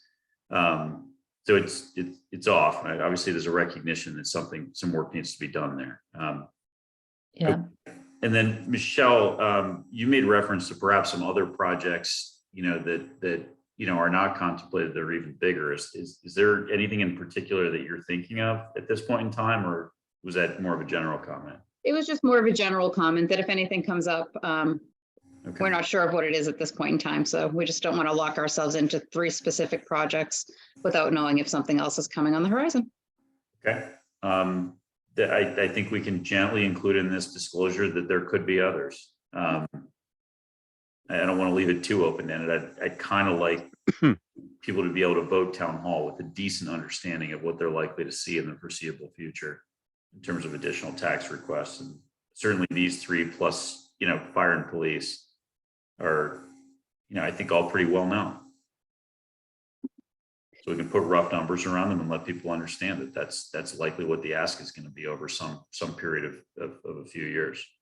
There's another area that should be included in this survey of potential hits to the taxpayer or fee payer, and I'm thinking of sewer and I'm thinking of water. I know that sewer has some kind of project for and the last I heard of this was months ago, so I could be wrong, on the intrusion and infiltration. And then water department may be faced with PFAS remediation based on changes in the federal standards. So even though those are still unformed, we know that those are truly potential projects that will also affect citizens of this town and how much money they are shelling out, whether it's for taxes or for fees.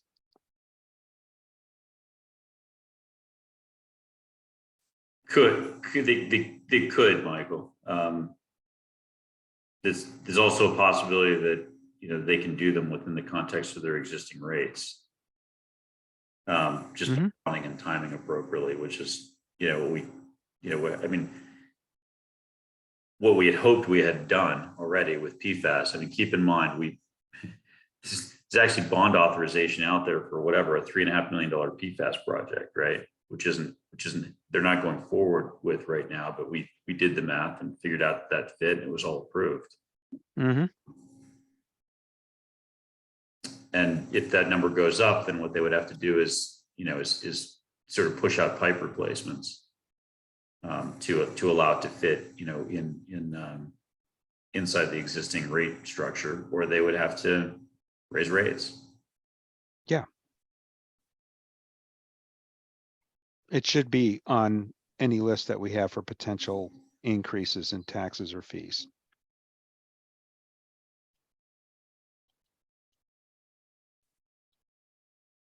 Okay. All right. So bottom line is we've got a month to figure out a decent disclosure. The idea to be fair, balanced, not understate it, but also not create create a perception of a boogeyman out there. So. Great. Okay.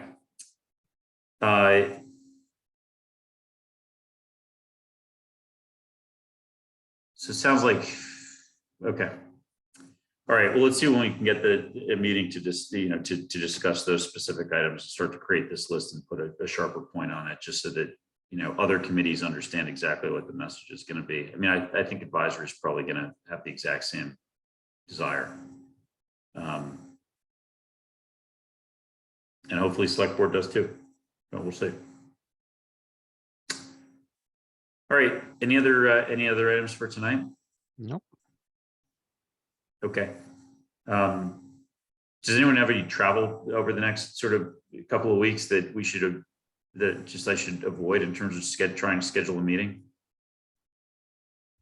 I will be up in New Hampshire, but certainly able to Zoom, so no Okay, worries. but there. nobody's like out of pocket for a week or anything, No. like a particular week. Okay. I am. I will be Okay. out of pocket April. I don't know if it's the week of the 25th, the week of the 24th. Okay. Are you going to be available to, so the town building committee just suggested a meeting on the 24th. Are you going to be able to Zoom into that, or should we? I think I can do that the 24th. Yeah, I can be available that night, but the 25th, 26th, and 27th. But the rest of the week is not good. Okay. Yep. So we should Right. try to figure out the numbers before then, the 17th, the week of the 17th at the latest. Okay. All right. That's helpful. All right. Gene, you still have your hand up. Do you have another question? Sorry. No problem. I do that all the time. Okay, if there are no further items of business, I entertain a motion to close and adjourn. Nobody wants to leave? I'd like to make the motion to adjourn. There you go. Okay, so Susan's made the motion. Would anyone like to second? I'll second. All right, roll call vote. Susan Franklin, Susan Franklin, aye. Mike, Mike Dick, aye. Francine, Francine Lyons, aye. and Brian Host, aye. The time is 7:21 and the meeting's adjourned. Thanks, everybody. Thank you. Good Bye-bye. night.